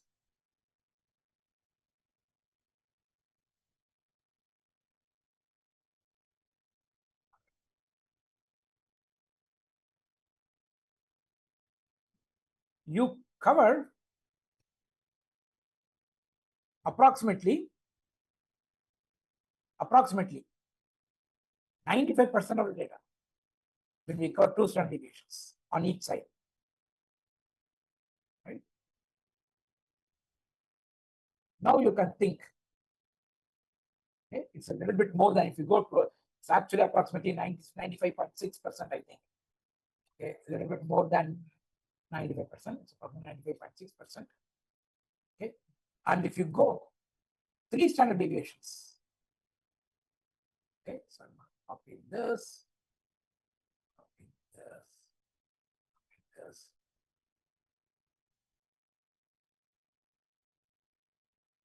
This thing.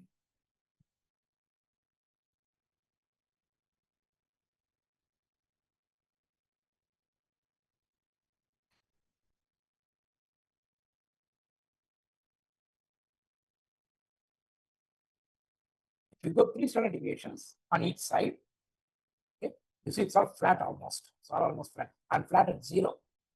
It's all flat at zero, right? So if you go three standard deviations, approximately 99.9% of the data is covered. Okay, so Rajan, your mic is distorting. Your mic is distorting.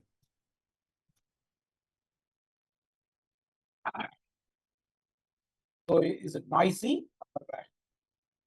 No, it's distorting the voice. It's making it sound robotic. Oh, let me change the mic then. Okay, it's good now. It's good now. When you said, let me change the mic, it was proper.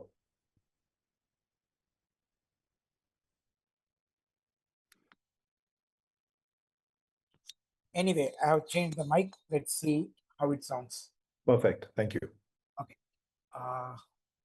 Let me quickly take a look. Hard to understand what you're saying. Oh, I'm sorry. So when you go three sigmas to the left and three sigmas to the right, you cover nearly 100% of the data or 99.9% of the data. Okay. So this is where the 6 sigma term comes from, okay, from normal distribution. But anyway, so the normal distribution is very, very important because of this property. Okay. And you will see that many a time we would just be happy with 95% of the data. Now, if you are able to describe 95% of the data or 2 standard deviations away from the mean, we are usually happy. Okay, this is a small 2.5% here, 2.5% here, so that's okay. I'm not too worried about it. We can leave them as outliers. Okay, we can leave them as outliers.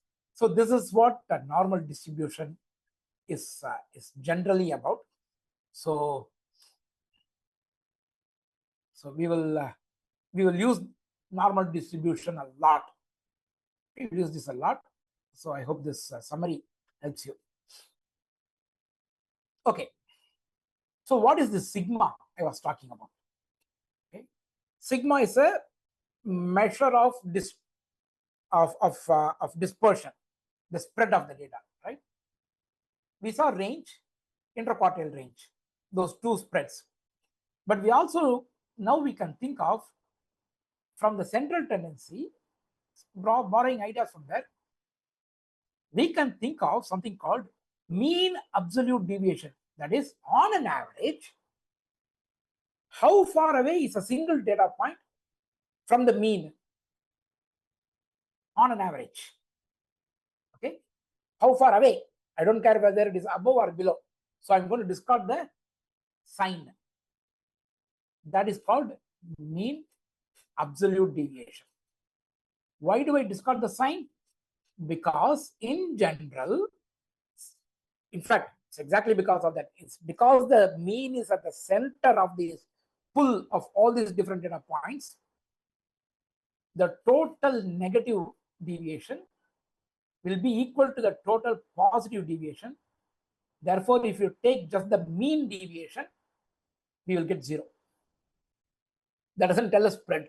Okay, 0 spread, that's what we will get. Therefore, we take what is called the absolute deviation. Okay, the absolute deviation. What is absolute? Just take the positive value. This one is 3 units away. This one is 5 units away. 5 units away, that's all. Okay, so we take the absolute values of these deviations divided by the total number, and we get what is called the mean absolute deviation. Mean absolute deviation. This is what we do. Do you find something weird here? Divided by 49? Yes. Why? And that 49, okay, is called the degrees of freedom. This is another important concept I want to drive to you because this is so important. Usually in engineering, I do not know in engineering, I do not study engineering, but in physics programs, which is what I studied, they spend about 2 lectures, undergraduate programs, 2 lectures. That's about an hour and a half or 2, usually 2 hours is usually spent on degrees of freedom. Okay, it's such an important concept. It is used in probably anyone from mechanical, maybe even civil engineering, electrical engineering, chemical engineers. Definitely, if anyone is here, you might remember from your undergraduate days these ideas discussed in those situations as well. But anyway, what is it? Degrees of freedom is how many data points do I actually need to calculate this quantity given these numbers. Okay, I need only 49. Why? Because I have been given mean. Mean is already calculated, so I know the mean. So if I know the mean, I don't need all the 50 values in my data set. If 49 are present, that is enough. Why? Let's take a simple example. Okay, let's say we have 5 numbers. 1, 2, 3, 4, 5. 5 numbers. 1, 2, 3, 4, 5. Okay, first 5 integers. I find the mean of these 5 integers. What would that be? 1 plus 2, 3, 3 plus 3 is 6, 6 plus 4, 10, 10 plus 5, 15. 15 by 5 will be 3. Right? 3 is the mean. The moment I know the mean of these 5 numbers is 3, I can drop one of these numbers. Okay, let's say I have dropped 2. So my data now, I'm only considering 1, 3, 4, 5. But I know there are 50, there are 5 numbers. But I have given you only 1, 3, 4, 5. And then I tell you the mean is 3. Can you calculate the missing number? Of course, you can calculate the missing number. How? Because sum divided by the number of numbers is mean. Therefore, 1 plus unknown number plus 3 plus 4 plus 5 is equal to 3 times 5. Now you can calculate the unknown number is 15 minus 13, which is 2. Right? You can easily calculate that. Therefore, the actual number that needs to be used for calculating this fraction is only 49, because one of those data points loses its freedom randomly, whichever one lost its freedom, because now we already know the mean. So this is called degrees of freedom. So always, this is another thing. When you want to find the mean or average, always divide by the degrees of freedom, not by the number of data points, the number of numbers. Okay, it is not the number of numbers, but the degrees of freedom that should go in the denominator. So this is called MAD, mean absolute deviation. Wonderful, it's a beautiful quantity. Unfortunately, it's not very beautiful for mathematicians. Yes, Mohammed Niyaz, please go ahead. What is the significance or use of this particular value, Rajan? Degrees of freedom. No, MAD. Yeah, and that's what I'm coming to that next. Sure. Okay. So in the example that you provided with the 5 numbers, in this case, for calculating the mean absolute deviation, the denominator will be 4, is it? Yes, correct. Okay. You will say 1 minus 3 absolute, plus 2 minus 3 absolute, plus 3 minus 3 absolute, plus 4 minus 3 absolute, plus 5 minus 3 absolute, the whole divided by 4. That's what we will say. Got it. Okay. Thank you, sir. Unfortunately, this mean absolute deviation mathematically is not a very good quantity.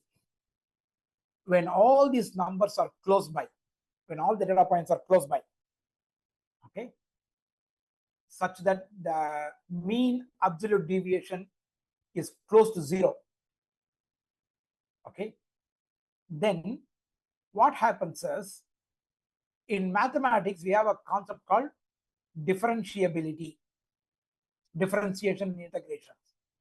You remember that? So we have this thing called differentiability, and differentiability disappears when the numbers are very close by. The numbers are very close by. Therefore, people do not use MAD, but they use some other quantity. Why we use this absolute deviation? It's because we want to use only positive numbers. There's another way we can get positive numbers. How? Take this deviation and square them. Okay? Take this deviation and square them. This also gives positive numbers. So instead of absolute values, take squared deviations and take the mean. Mean, that means degrees of freedom. This quantity is called the variance. This quantity is called the variance. It's a square. It gives an average squared deviation. We don't want the squared deviation. We want the deviation. Therefore, what we do? We take the square root of this quantity.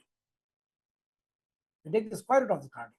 That quantity is called the standard deviation. Square root. When you take square root, it can be both positive and negative, right? So usually we'll give only the positive number. And if you are going on the left hand side, we say minus s. When you go on the right hand side, say plus S. That's all. Okay. So take square root mean squared error, RMSE. You might have heard in some places. Root mean squared error. This is some much better quantity, not RMSE, variance. Variance is a much better quantity. This, if you draw with respect to how these deviations are varying, this looks like a parabola. This looks like a parabola. Therefore, it still has differentiability. It has, this is called smoothness. If something is differentiable, it is called smooth. Whereas MAD is not smooth, so people usually do not use MAD. People use only RMSE, root mean squared error.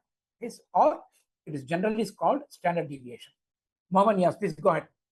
Professor, this denominator value, it is n-1 for calculating the variance of a sample, but for population, it is n. Is that correct? It is correct. It is correct. In fact, if you want, you can even say n minus n for even sample under very strange conditions, namely when the sample size itself is very large. When it is n or n minus 1, it will not make much of a difference. Okay, and that number is basically the student T size 30 or something. Is it? Not now. We'll get to that. Okay, fine, Professor. That we can come later. But yes. Is there a reason why we use n for population but n minus 1 for sample? Yes, there is. It has to do with what is called unbiased estimator. Okay, so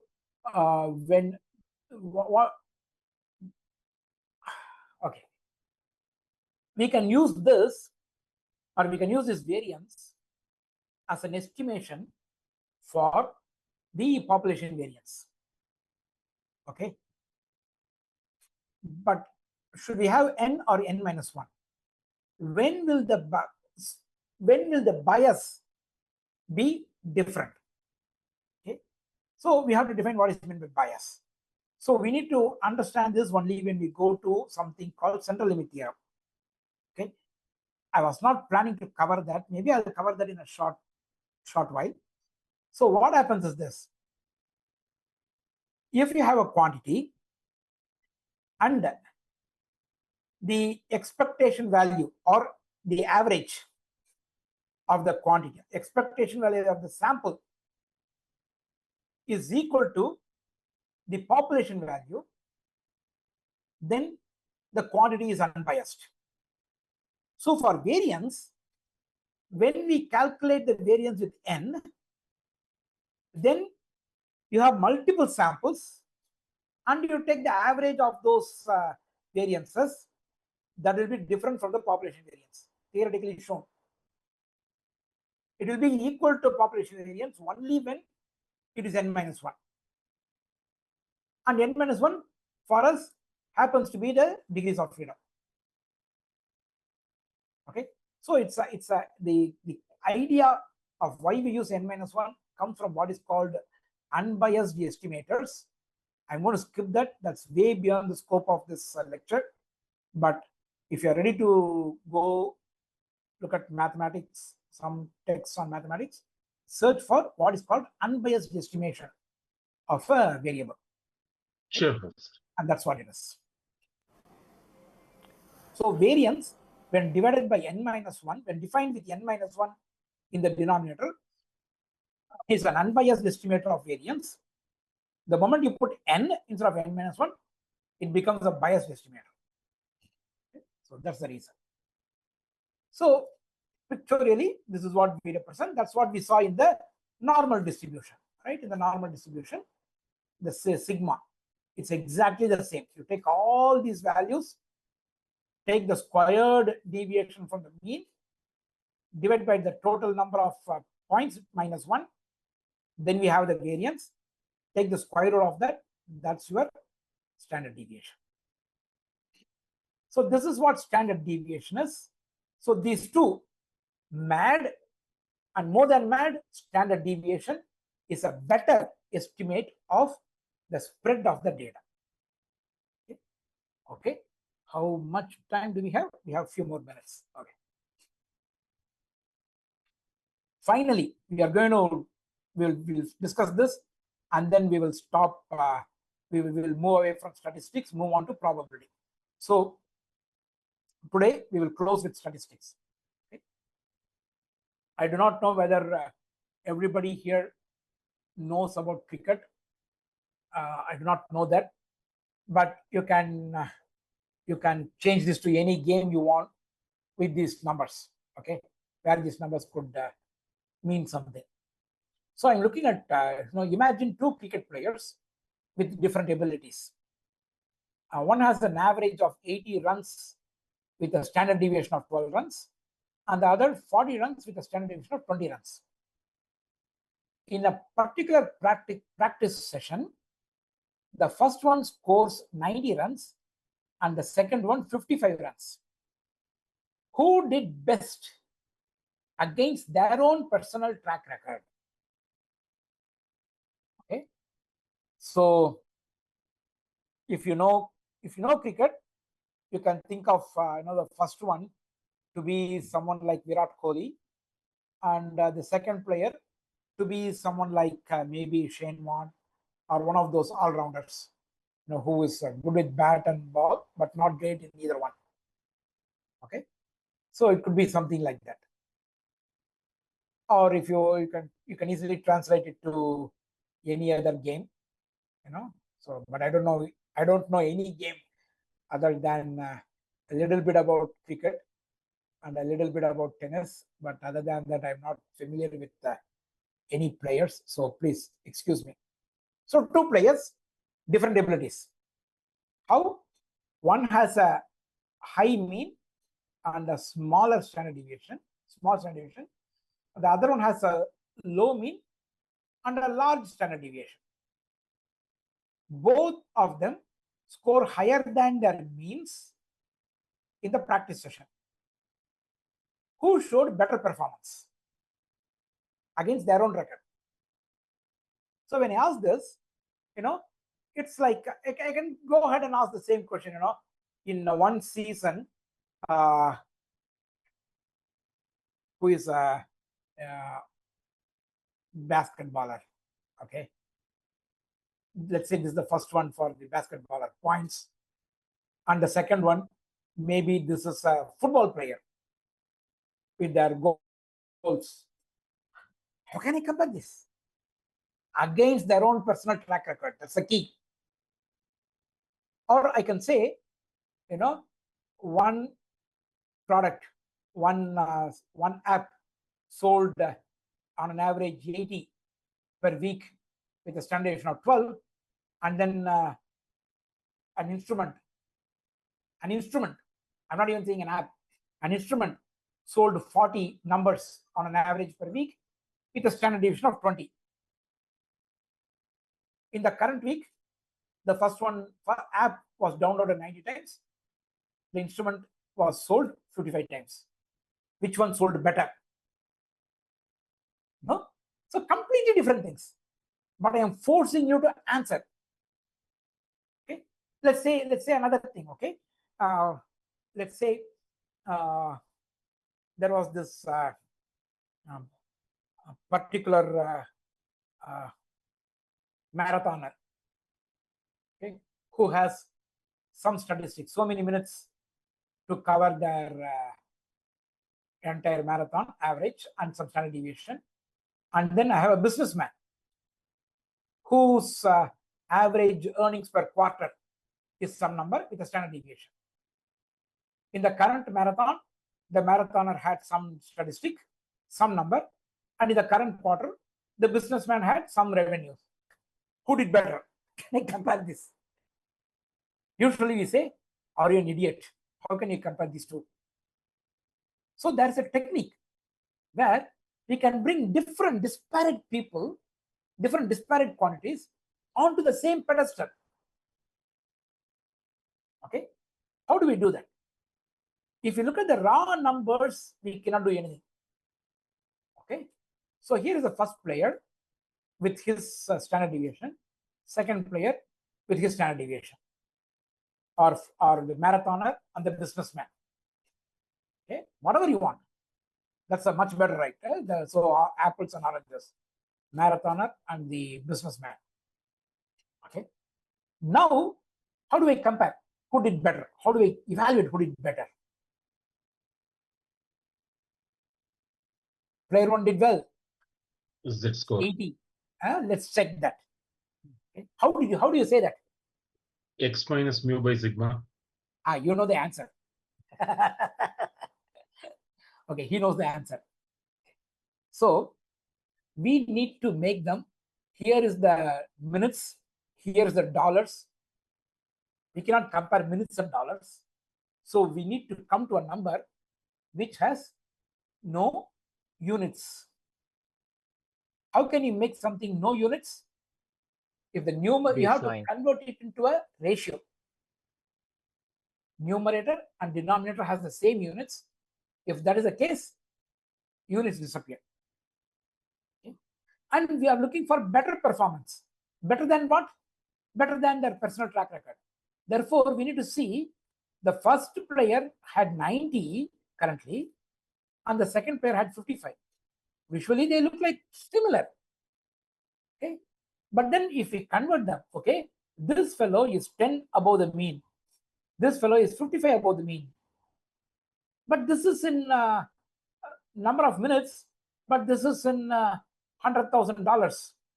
So you cannot compare this. So how can you bring them to the same thing? Oh, okay. This fellow has 12 of the standard deviation. So with respect to this 12, how much has this person improved? With respect to 20, how much has this person improved? Can I calculate that? And that quantity is called the standard score. As Mohammed Yas said, that quantity is called standard score. Okay, so you calculate the deviation, not the absolute deviation. Calculate the deviation, because one might have improved, the other might have, deteriorated. So we calculate the deviation, value minus mean, divided by the standard deviation. So when you do that, okay, this quantity is called standard deviation. It has some very interesting properties. I'm going to leave it as an exercise for you to try it out. Okay. The average, the mean value for the standard deviation, for the standard score, it's not standard deviation, standard score. Okay, it's called the standard score. It's given by the symbol Z or Z, whichever pronunciation you like, use it. I flip between Z and Z, so be familiar with both. So Z bar is 0. The mean of the standard score is always 0.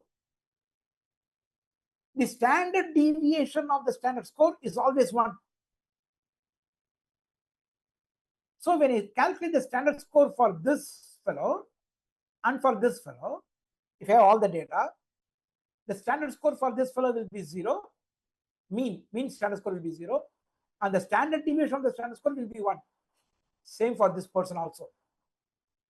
So therefore, now I can put both of them in the same pedestal. Mean is 0, where 80 was originally, now it has come to 0. Where 40 was originally for the second player, it's now at 0. The new data for what was 90 has now become 0.83. For the second player, it's 0.75. Therefore, even though the second player seems to have more deviation, with respect to his own standard deviation, he is less than the first player. So the first player actually performed better. Okay, so this is standard score. The standard score is very, very, very useful, because when we want to compare apples and oranges, we need to bring them to the same pedestal, and standard score is one good method of bringing them all to the same pedestal. This technique is called standardization. This technique is called standardization. People use it all the time. So be familiar with this.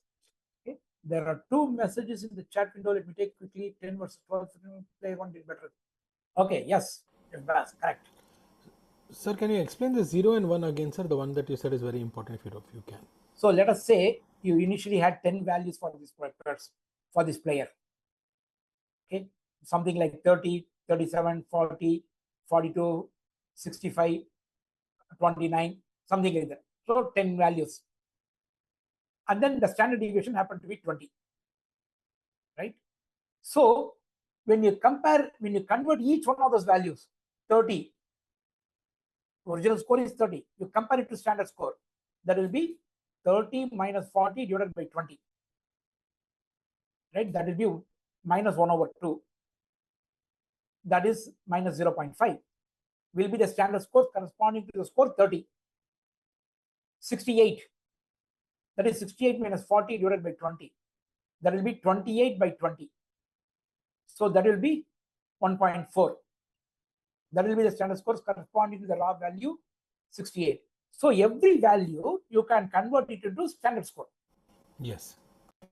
You take the average of the standard scores. That Okay. will always be 0. Got it. Okay. You have 10 standard scores. You take the standard deviation of the standard scores. That will always be 1. Got it, sir. Thank you. Okay. You can mathematically show it. I will show it in the next class, mathematically, but that is tomorrow.